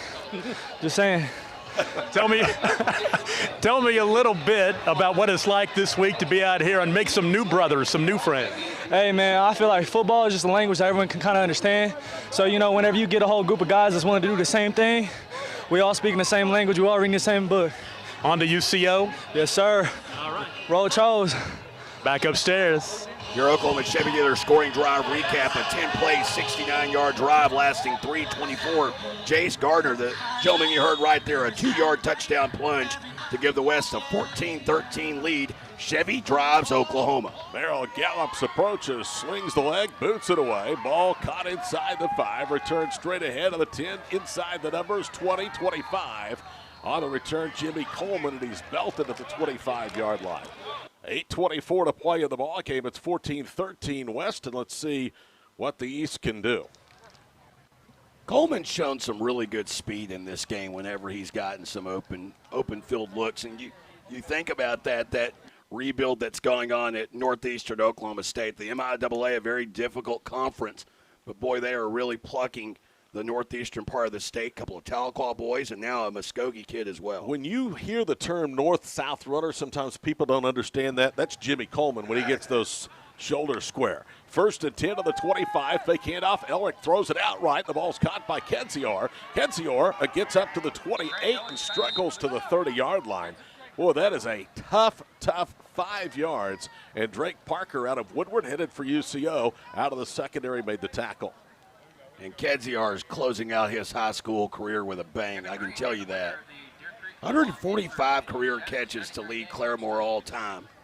And he's added 5 in this game and the only 2 scores for the East. 3-time wide receiver of the year. We've told you the all-time leader in wide receiver yardage at Claremore. 2nd and 5. Elric to throw. Pocket holes. Ball is high and it's incomplete. But we get a flag, and Keyshawn Murray is going to be penalized because he hit, I believe that was Garrett Mitchell, as the ball got to Garrett Mitchell. You don't agree? That's close. In defense of the officials, Tom, they haven't worked like we haven't worked either. Yeah, that was close. From here, I might have a little bit different angle than that bang bang over there on the far side of the field. I was about to say that's a baseball term, but yeah, bang bang play. 15-yard penalty breathes new life into this East drive. It would have been 3rd and 5. It is now 1st and 10 at the 45-yard line. By the way, the officiating crew has done a really good job tonight. As we point out, nobody in athletics has worked much since March. Line of scrimmage at the 45. They go in a pistol formation with a bunch formation left. They'll hand it off. No. Back to throw is Elrick. He throws over the middle of the ball's intercepted. Traylor with the interception. Traylor gets a block. He's to midfield. Down the numbers to the 40, to the 30, to the 25, to the 20. Leaps the tackle there to the 15, and inside the 15-yard line goes Javion Traylor. And there's the play we talked about. He was probably going to make one tonight. He turns in the biggest one of the ball game with just under 7.5 to play. 41 yards, 51 yards. Go ahead, tell me. 46 yards. Thank you. My bad. I read lips better than I do fingers. So Traylor with the interception, and that thwarts a drive that had been pretty impressive for the East. 1st and goal to go. 3rd time, second half. The West starts and the opponents into the field. 7:26 to play, a 1-point ball game. Jackson Rattery is the quarterback. He hands it off to Gus Smith. Makes a cut, leans, and gets a yard down to the 9-yard line. And the clock continues to melt down, approaching 7 minutes to play here from Crane Family Stadium at the Herd Athletic Complex. Anybody for a defensive MVP? Yeah, he certainly has jumped in the lead, talking about Stevenson. I was surprised he didn't finish that one off. He already returned one to the red zone, and the West came away with no points. It looked like he was probably just going to say, I'm going to do this on my own. By the way, popular term, voter fraud. You're disclosing your vote. It's not election day yet. 2nd down and goal to go at the 9 with 8:41 to play. Smith in the backfield with Rattery. Rattery backpedals, throws it over the middle. The ball is caught by Brandt for the touchdown. Touchdown. Well, can I mail in a ballot as that being the catch of the game? You know who I'm talking to after this break, right? Yeah, I've got a pretty good idea who you're talking to. Hey, can I send something down to have Sam sign it too? Man, he has had a game. How about Jackson Rattery? He's had one too. And you want to talk about a gunslinger? He just fires about 3/4 sidearm right over the middle like a dart. So the West has answered back. They can make it a full 1-possession game and lead by 8 with this all-important extra point coming up from Caden Merrill. This at the north end of Crane Family Stadium in the Herd Athletic Complex. The snap coming back. Ball is down, kick is on the way, and the extra point is good. Timeout. 6:37 to play. West 21, East 13 at the 2020 OFBCA All-State Football Game, powered by Squirtle.tv and presented by High Plains Insurance. Proline Designs is proud to be the official decal supplier of the Squirtle All-State Football Game. Community means everything to us, and we take pride in being the only sport decal company in the state of Oklahoma. This season, we introduced our first annual Springsgiving decal giveaway by providing team decal sets to 4 of our Oklahoma neighbors. Be sure to follow us on Twitter at Proline Designs to keep up with next year's giveaway. Proline Designs, made in Oklahoma, worn in Oklahoma. Dr. Devin Nightingale is your chiropractic choice in North Edmond with easy access from Cashion, Guthrie, Luther, and all the Oklahoma City surrounding areas. As a former college athlete, Dr. Nightingale understands the importance of a fully functioning body to gain that competitive edge. Also certified in prenatal and pediatric treatments, Dr. Nightingale sees all types of patients, ranging from 2 weeks old to 97 years old. We offer conservative treatments to get you back in the game, whether you're a weekend warrior or a professional athlete. So give us a call at 405-471-5565 for a free consultation today. 21-13, 6:37 to play. Ty Miller, Jay Lindley, Tom Nelson. We'll go down to him with Sam Brandt here in just a moment. Our producer engineer is Corey Rogers here in the press box.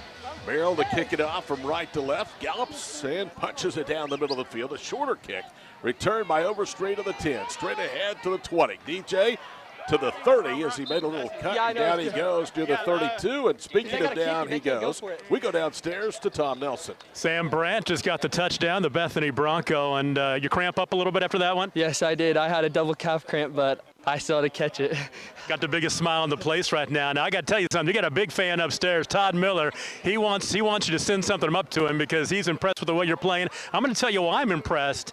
I'm a Fort Hays State grad. Oh, really? And you're going to Hays. Yes. And you're going to have fun up there. And their football program's been really, really good the past 4 or 5 years. Yes, sir. I'm really excited to get up there. I've actually been working out up there since June 1st. But I love it up there. It's an awesome place. I will tell you this, little advice for Fort Hays. Stay away from Oktoberfest till at least you're 21 and go to Taco Shop and try the Mexican pizza or the CCQ with meat. It's great at 2 in the morning when you're looking for something to eat. Thank you. I appreciate it. I will do. Let's talk about the touchdown for a second. Yeah. How about that? It was, oh man, Jackson Router just QB threw up a great ball, just gave me a chance, and I just came down with it. Go you, Hays Tigers. Yes, go Hays, baby. Back upstairs. Second down and 3 at the 39-yard line. Gutney hands off to Day Leathers, who has a first down behind right guard. He blasts out to the 45. Tom's sideline comments brought to you by Fort Hays State University and the greater Fort Hays Kansas Chamber of Commerce. Real quick, your Oklahoma Chevy dealer scoring drive recap. It was a 2-play, 10-yard drive. Brandt with that 9-yard reception. It was all set up by a 46-yard interception return by Javion Stevenson. Gundy under pressure, rolling left. Now he's going to have to tuck it and run, and he's going to get out of bounds near midfield. It may be just inside West territory. Jay, you can't describe how difficult that is for Gundy spinning and coming right because he's a left-handed quarterback. Because he's a lefty, and it's one of those things. You don't see a lot of southpaw quarterbacks, and so that's an advantage to him. But when the defense is able to flush him the opposite way, it puts them at the advantage, and it's very difficult for a quarterback to adjust to that. Second down and 4, give him 6 to the 49 of the West. 8-point game, late fourth quarter. Gundy out of the gun. He'll keep it and run, and he runs right into, and I believe that was Reese Collier, who spins him down, and then Collier gets up. You can see him doing a flex near the 47. That run only gets about 2, so it's going to be 3rd and a yard and a half. Now kind of crunch time here for East because they haven't been known for quick hit drives. And there's a helmet issue over on the far side of the field, we're being told. It's Gunnar Gundy, so Grant Elrick is going to have to come in for at least one play with 5:15 to play in the ball game. West 21, the East 13 here at Crane Family Stadium at the Hurt Athletic Complex of the Oklahoma Baptist University campus. Day Leathers, Tahlequah's all-time leading rusher of the backfield. Ellick fakes the handoff. Now he's going to keep it, and he was hit, but give him some credit.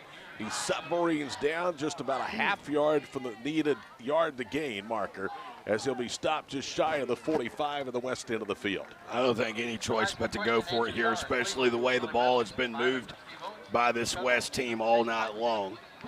And I think it's a little early to say this is the ball game, but if the West squad can get a stop here, boy, it certainly puts the East behind the 8 ball. The West has tried 4 times on downs, converted just 1 of 4. This will be the 4th, or make that the first 4th down conversion of the game for the East. Elrick remains out there as the quarterback, slaps the hands. Now he'll keep it, running left, has the first down. Elrick squirts through, now lowers his helmet, takes on a defender, and finally is stopped at the 39-yard line. Good, tough running by Grant Elrick, showing right there why he was such a great dual threat quarterback for his dad, Chris Elrick, the East head coach at Stroud. Well, that gain certainly keeps the East hopes alive, and now Elrick will head to the sidelines, and Gundy will come back into this game. Clock continuing to wind down. We're ticking towards 4 minutes to play, as you can see on your screen. And also see the score, West 21, the East 13 here in the OFBCA All-State game, powered by Squirtle.tv. Gundy to throw, pocket collapses, steps up, now eludes a wave of defenders, comes left, reverses field, circles all the way back to midfield, and throws it out left, and the ball bounces towards the intended target. Across the way, Joe Whiteley, and it's going to bring up 2nd down and 10. DJ Flowers, the Putnam City North product, putting a final hit on that, going to the University of Central Oklahoma. Gundy, though, man, what elusiveness. I mean, you see the numbers and you think about the arm and the completion percentage, but he is way more elusive than what I envisioned him. Nate Edwards, 6'4", 220, the 2A District 1 defensive MVP out of Chisholm High School in Enid, checks in there at linebacker. 2nd and 10 at the West 40. Gundy, a quick throw out left. Ball is caught, and that again is Garrett Mitchell, and Mitchell speeds down the far sideline and is able to get inside the 30. He's down near the 25-yard line. Garrett Mitchell out of Pryor didn't really do much in the first half, didn't really do much in the third quarter, but he's come alive here in the fourth. And that's a pickup of 15, and they move the chains again. 3:44, still plenty of time. Garrett Mitchell, this will be his final football game of his All-State career. He will head to the Tulsa Fire Academy after this one to become a firefighter. 1st and 10 at the 25-yard line. Leathers in the backfield. Offset to Gundy's right. 2-step drop. Gundy slings it over the middle. And the rolling catch is made by Joe Whiteley. And it's going to go for minimal gain. And now I think they're going to wave it off and say the ball bounced, so it's an incompleted pass, and that stops the clock with 3:44 to play. Yeah, that one was just a little bit short. Whiteley, use a baseball term, he framed it. He tried to make it look as though he hauled that one in, even came up arguing, but the officials disagreed. Well, guess what? It tricked my old eyes. It's hard to do. 2nd and 10 of the 25. Tonight's game brought to you by High Plains Insurance and also your Oklahoma Chevy dealers. We are in Shawnee with 3:44 to play. Todd Miller, Jay Lindley, Tom Nelson, our crew with you on Squirtle.tv. From the 25-yard line, Gundy walks up behind the line of scrimmage. In the backfield, Jimmy Coleman. Stacked receivers left and right. Give goes to Coleman. Weaves his way inside the 25, but he's pushed back first by Nate Edwards at the 24. And that's going to bring up 3rd down and long, and that dips us under 3.5 minutes to play. Edwards, the Chisholm product, big kid, 6'4", 220. It's always interesting to read these bios, see what these kids are doing. He's going to be attending Oklahoma State, majoring in ag business. And, you know, a moment ago you brought up Mitchell going to, you know, be a firefighter. At the age of 18, I didn't know what I wanted to do. I'm 40 and I don't know what I want to do. I was going to say, at the age of 40-some, do you still know what you want to do? No. Not at all. 3rd and 9 at the 24. Gundy to throw. Under pressure. Gets away from one Jersey tackle. And then it's swollen under at the 30-yard line. That time I think it was Kyron Williams of Dell City that got to him. It was the defensive tackle, 6'3", 285. An all-conference, all-district performer getting to Gundy. Man, you can see why Dell City has been so much improved over the last few years with the likes of Keyshawn Murray and also Kyron Williams out there representing the Eagles very, very well. 4th down and 15. East and the west end of the field, but they need to get to the 15 for a fresh set of downs, so there's only 3 minutes to play in an 8-point game. Gundy to throw from the 40. Rolling left, gets a block. Gunner Gundy throws across the way, and it's intercepted at the 15. Returned out to the 20 and up to the 25-yard line. Nate Edwards had a big series that time, and he gets the pick that may seal the game with 2:52 to play. They're both going to be attending Oklahoma State. I wonder when they pass on campus if Edwards is going to maybe make a little remark about how he may have ended Gundy's high school career. Gundy only threw 2 picks his whole senior season. He's thrown a couple here in this one. As an Enid guy, I got to say, go Chisholm Longhorns.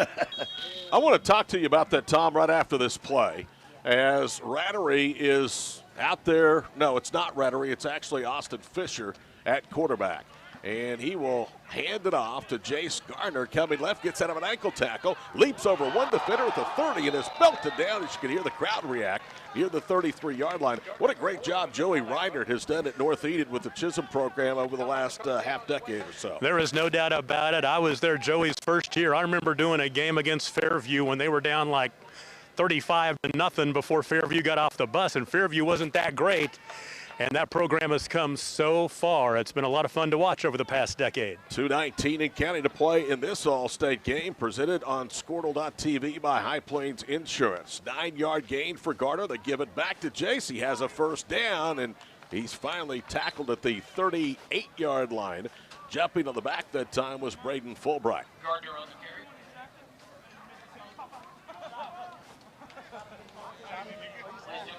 crowd Go ahead. I was just about to say, crowd beginning to exit stage right here at Crane Family Stadium. We hope they're exiting and not planning on going to the field because that might get interesting. 1st and 10 at the 38-yard line, $1:52 to play. Austin Fisher can afford to milk this clock down as far as he can. Still 12 on the play clock. That'll take us down to about 90 seconds to play before he pulls the trigger again. Looks like the West will beat their Eastern counterparts. Zone read. Fisher trying to get to the edge, and he struck down that time on a good tackle by Elijah Wright. Let's go downstairs to Tom. Like I said, I just live a few miles from Chisholm High School. Been watching them Chisholm Longhorns, and Nate Edwards has a great pick. Great to see a Longhorn do it. I bet Coach Reiner's pretty happy about that. Yeah, I hope so. Tell me a little bit about the fact that this is probably the last football game you're going to play. You're going to go to OSU and not play football. Yeah, this is my last competitive sport to play. Next is intramural, so. You'll be doing a lot of that, I'm sure. Yeah, that'll be fun, but. You know, we talked just before I got a chance to come talk to you about where the Chisholm program has come over the past decade or so since Coach Reiner came. And, boy, you guys have had a great run the past, 4 years since you've been there. Yeah, I mean, I remember growing up in elementary school, and there wasn't much to look forward to in football, and then Coach Reiner changed the system completely, got everyone to invest, and it's just been uphill ever since. Great booster club, great fans, great teachers. That's a great school system right now, and you're a big part of it. Yeah, the community's awesome at Chisholm, and I really love it there. I'll miss it for sure. Go Pokes. Yeah. Back upstairs. Chisholm Booster Club will be billed through Tom Nelson. Yeah. We are down to the final 17 seconds of the game. 3rd down and 4th to 44. And they will not have to snap the football again. And our post-game show will begin. When we return, we'll hand out our Player of the Game awards. West beats the East tonight in Shawnee in the All-State football game, 21-13. Powered by Squirtle.tv and presented by High Plains Insurance.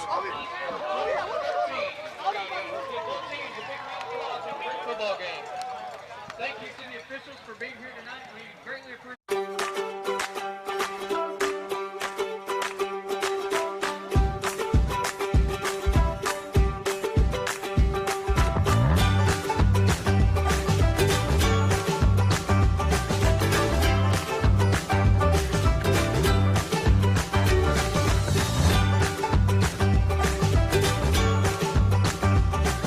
Stream like the pros with Squirtle Live. Find out more at Squirtle.com/stream.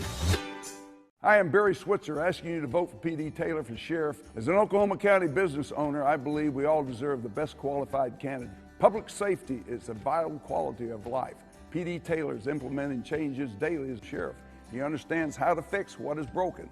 I have known P.D. Taylor for many years. He has dedicated his life to public safety. Vote for P.D. Taylor for Oklahoma County Sheriff. He will get the job done! Did you know that more than half of all children's sports injuries are preventable? At ARC Recovery, we know that you are hard performers. Our team are experts in sports recovery, bodywork, and maximizing your performance. ARC is a one-stop shop that boosts recovery and enhances performance.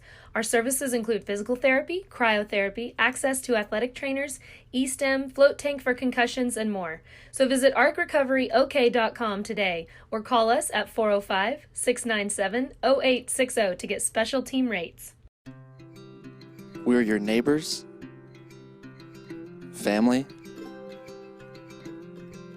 and friends. We never imagined what we do would impact so many. Our jobs allow us to connect people every day. We're in this together. We are connected. We are Oklahoma. With over 24 flavors of iced tea, HTO is your new destination for the best premium water and iced tea in all of Oklahoma. Offering around 500 drink combinations and half-price tea during happy hour, this is your ultimate tea playground. With a location open in Ardmore and numerous locations coming soon, including the Village in South Oklahoma City, be sure to stop by HTO and experience the best tea you've ever sipped on.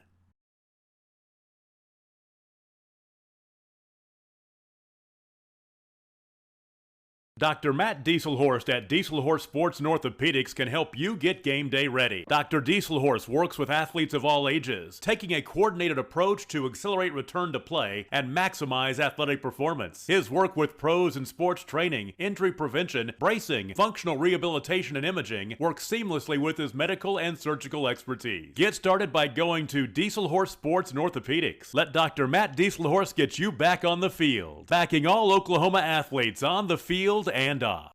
Corey Rink would like your vote for Garfield County Sheriff because he believes in what it represents, protecting life and property. He's running for sheriff because he wants our deputies to be involved, to interact with the citizens old and young, and to be present and seen in the community. Policing is a priority, as well as training for all employees at the sheriff's office. Being a lifetime resident and now landowner in Garfield County, he feels it's his duty to run for office of Garfield County Sheriff to ensure a positive and bright future for generations to come. So vote Corey Rink for Garfield County Sheriff.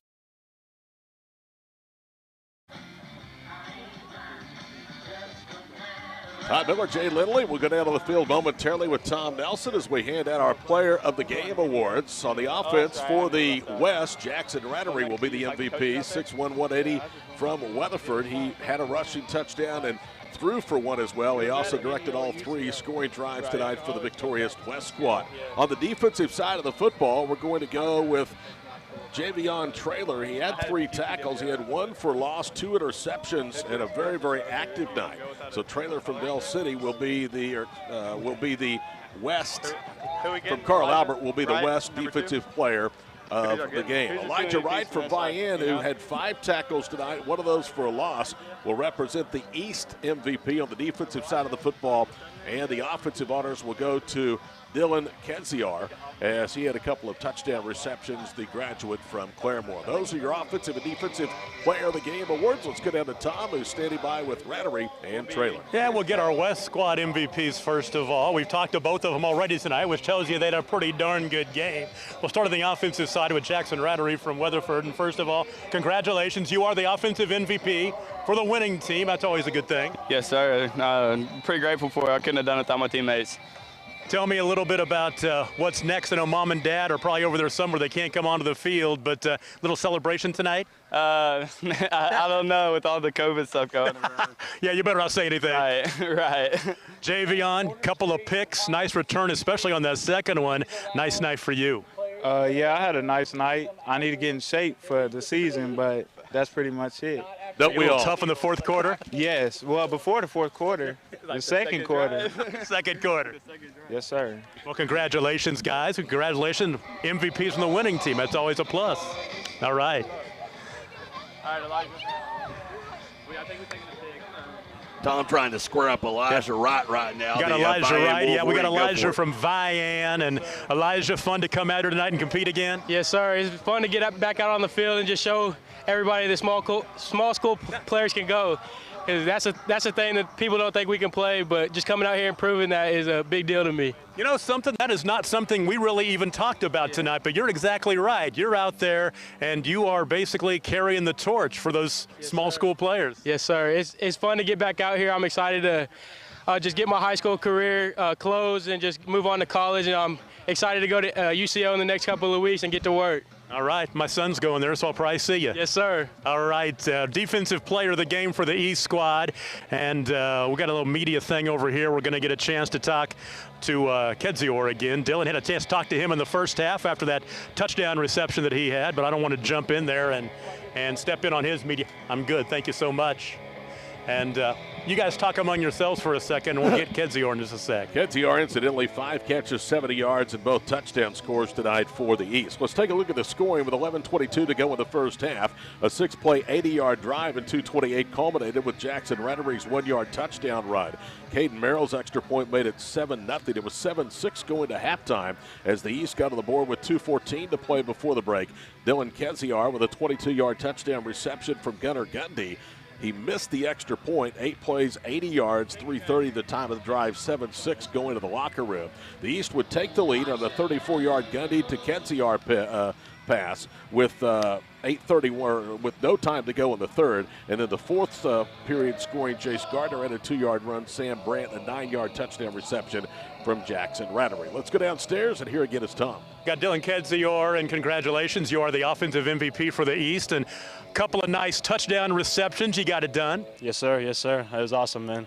Yeah, I think I asked you about this before, but I'm going to go ahead and ask you again. Talk about getting out here and playing one more time and making some new friends and some new brothers over the course of the past few days. Man, it was just awesome getting back here because, you know, it's going to be a while before I play football again in a game like this. I'm going to NEO in the fall, and our season got pushed back to the spring, so it was awesome. It was awesome to come out here and just meet all the talent from the east side of the state and just come out here and compete. So okay, because I'm a sports media guy and I want to know this, what have they told you about what you're going to do practice-wise if you're not playing football until the spring?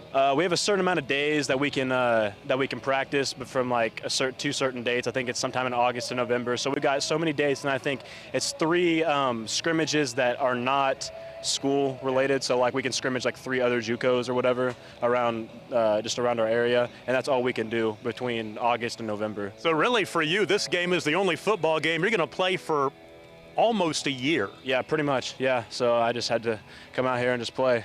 And you did. Congratulations. Thanks, man. I appreciate it. Thank you. Some great MVPs, this great event, and we appreciate your time, and have fun. Don't have too much fun. All right. Thank you, man. All right. Back upstairs, guys. Of course, one of the other interesting side notes on Dylan Kedzior, Claremore's all-time leading receiver, a little article we found in researching for tonight's game. His father, Michael, wide receiver at the University of Tulsa, passing away to brain cancer in 2017. And in the article, Dylan said that experience, even though it happened 2 years ago, had added a little flame to him and made him really grateful for things. Well, obviously had a great end to his high school career here tonight with a pair of touchdown grabs, and now it's on to college for Dylan Kedzior. Let's take a look at the final numbers in this one. First, from the team perspective, the West, man, they started off so quickly, and still yet the numbers show that they really dominated this game, although it was only decided by a single score. The West, 19 first downs to 13 over the East. They dominated on the ground game, 108 yards rushing for the West on 34 carries, whereas the East only able to garner 36 yards rushing on 19 carries. It should be mentioned that of those, 27 came from the legs of the quarterback, Gunnar Gundy. So the ground game pretty much non-existent for the East Side squad. Overall, through the air, the West 23 of 34 through the air for 216 yards, while the East 18 of 33 for 191. The overall tally, the West 16 more plays than the East Side, 68 plays for 324 yards, and for the East, 52 plays for 227 yards. Some other key statistics in this one, the West dominating time of possession, mainly in the first quarter and in the final phase of the second half of the fourth quarter, 28 minutes and 5 seconds, as opposed to the East Side squad at 19:50. Third down conversions, huge for the West today, 7 of 13, whereas the East was just 4 of 13. West did not convert a single fourth down. If you recall, there were 3 turnover on downs inside the red zone against the East squad, whereas the East squad, 3 of 4 on fourth downs, Todd.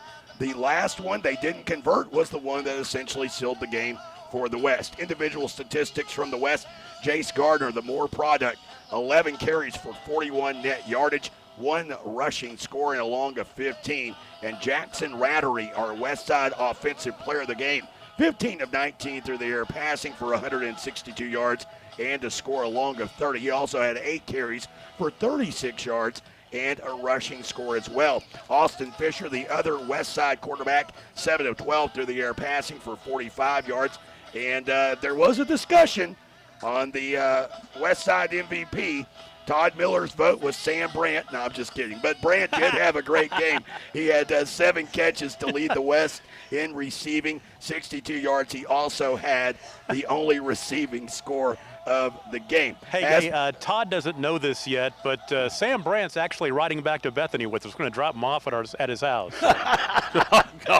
The East Side led in rushing. We mentioned Gunnar Gundy, 5 carries for 27 yards for the son of Mike Gundy. Of course, Gundy walking on at Oklahoma State.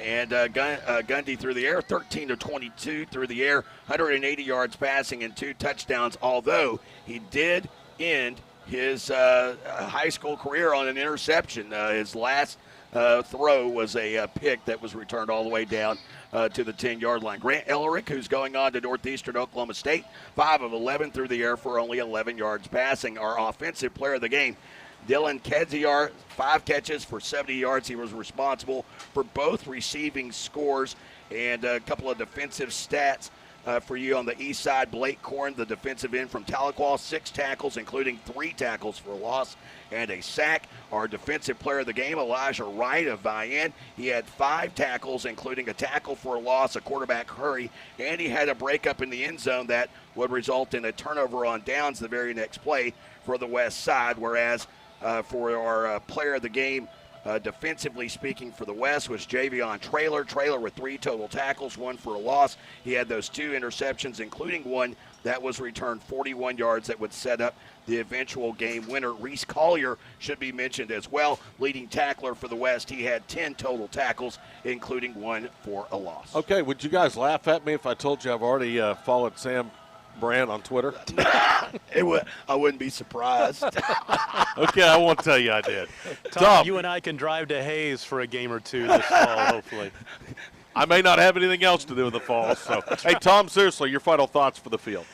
Well, you know what? This is the first time I've had a chance to come to the All-State game, and after, the last 14, 15 years or so, working at the 8-man state or All-Star game in Miami, and this is just a tremendous event. And I don't know, I've never been to one before, so I'm not too sure, but boy, I think the fact that the situation we're in with the COVID, and I think everybody just wanted to get out and watch a football game, to get out and cheer and have fun. The players were into it. Cheerleaders were into it. These stands were packed. And I hope this is not the last time we get a chance to do this, because it's been unbelievable working with the crew I'm working with tonight. Kudos to the OFBCA, Squirtle, of course, at Oklahoma Baptist University for putting this thing together. It's been a real treat. Jay, it's been great to work with you, my friend. You and I cross paths a lot on the road, but haven't had many chances to actually share a booth together. You're the best, man. I love you. Well, I have to say this. Maybe it's a little bit of karma, considering the fact we both had NCAA tournament games that were to be played that got pulled out from under us. And, hey, we get to call the first football game in the state of Oklahoma, and it's you and I here on your home turf at Oklahoma Baptist. I'm just hoping it's not March 3rd before I see you again, but who knows? Very true. All right, that's going to wrap it up. Final score tonight of the OFBCA All-State Football Game, West 21 to East 13. This is Todd Miller for Jay Lindley, Tom Nelson, and Corey Rogers here with the booth. Till we see you down the line, thanks again for watching Squirtle.tv.